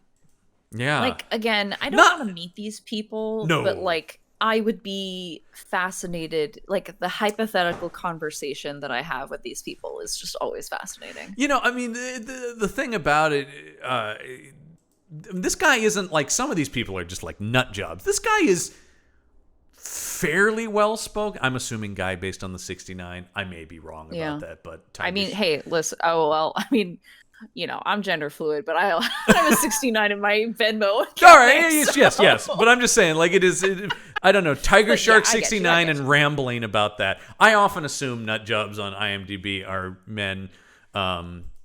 It fits. I don't think that that's a bad impulse. No, I think I've said that on Action Shelf too. I'm like, I'm not sure that's an offensive idea. I'm not sure anyone identifying as another gender would be like, hey, don't forget to lump us in with nut jobs on IMDb. But this person isn't a nut job, that's what I'm saying. This person clearly has at least some, like, reasonable ideas of film analysis, but to just be like, blah! And has watched the film multiple times, too, which is fascinating. I mean, there are movies like that I have where I'm like, I don't get it. I've famously tried to watch As Above, So Below like 5 times now because I keep being like, okay, it just seems like I would like this movie and I can't understand why I don't. So I get it. No, yeah, totally, yeah. Well, let's go to somebody on the complete opposite end of this. This comes to us from As Malance. And I may be mispronouncing these. My apologies if I am. What are the odds that like the exact person who wrote this happens? I know, right? I know, right? Gonna get an email for Tiger Shark 69 next week. I'm just gonna delete it without reading if I see Tiger Shark 69 show up in my inbox. All right. Who calls this a masterpiece like no other? Whenever we hear the name Stanley Kubrick, the poster, scene, or shot from The Shining will come to mind. Most probably, Here's Johnny. For a legendary film like Kubrick, who has multiple masterpieces to his credit, would still be fine if he had never made this film. But still, there would be something great missing, which will be felt. That's because of The Shining's ability to penetrate into the viewer's mind, even the subconscious, and imprint an influence in its deeper depths. How the movie hooks the viewer with its horror, which is created from several dimensions, are a remarkable factor, which makes this film an all-perfect masterpiece, which is thrilling and exciting even after viewing umpteen number of times. How Kubrick created the horror, just one among the many factors which makes this film a great one, still a very important one though. It is so deep and mind-blowing. He builds tension in the viewer with enough substance written in the screenplay to showcase on the screen, and perfectly well-tuned and tastefully directed horror. And most importantly, the background music and sounds, which has immense depth with its structuring, crafted to the innermost core and the finely touched upper layers. And the actors who give performances which are dramatically aesthetic and showcase facial expressions which are realistic to the utmost extent.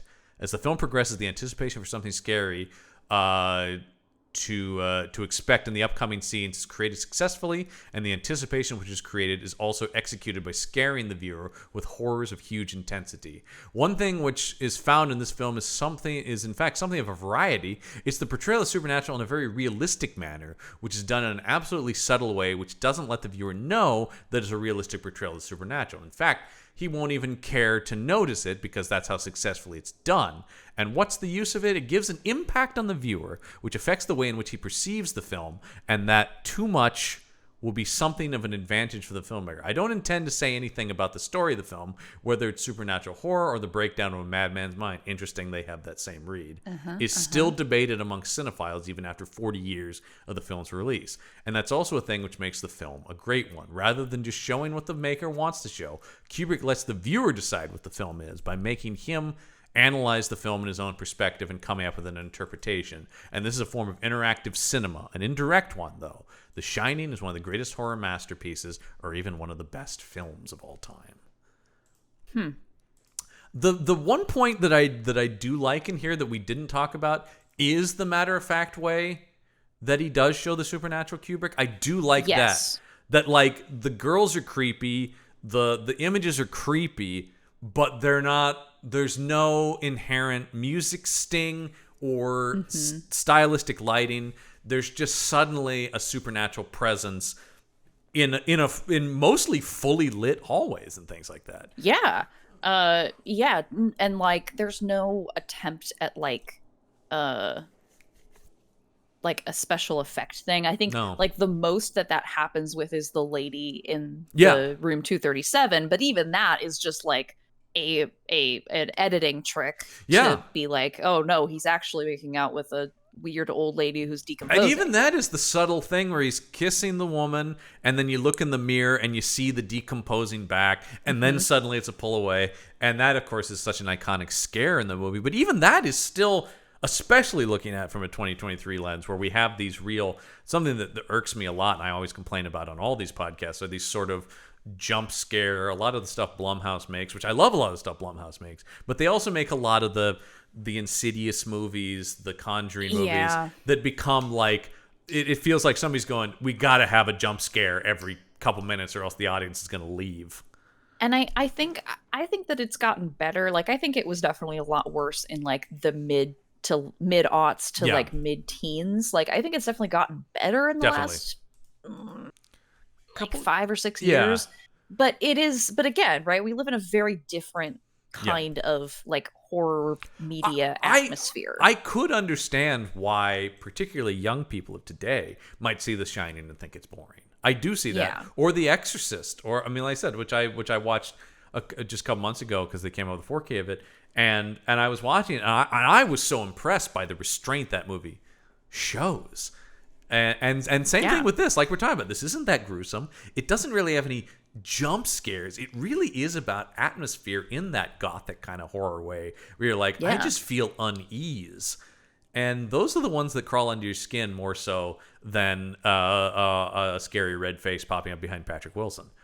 Yeah. As scary as that red face is. That's scary because Patrick Wilson's in danger, and I hate that. I don't want nothing bad should happen to Patrick Wilson. That's the scariest thing about the Conjuring movies. It's all the danger that Patrick Wilson's in. We love that man, so you know what? You leave him alone and let him sing. Damn it, let him sing.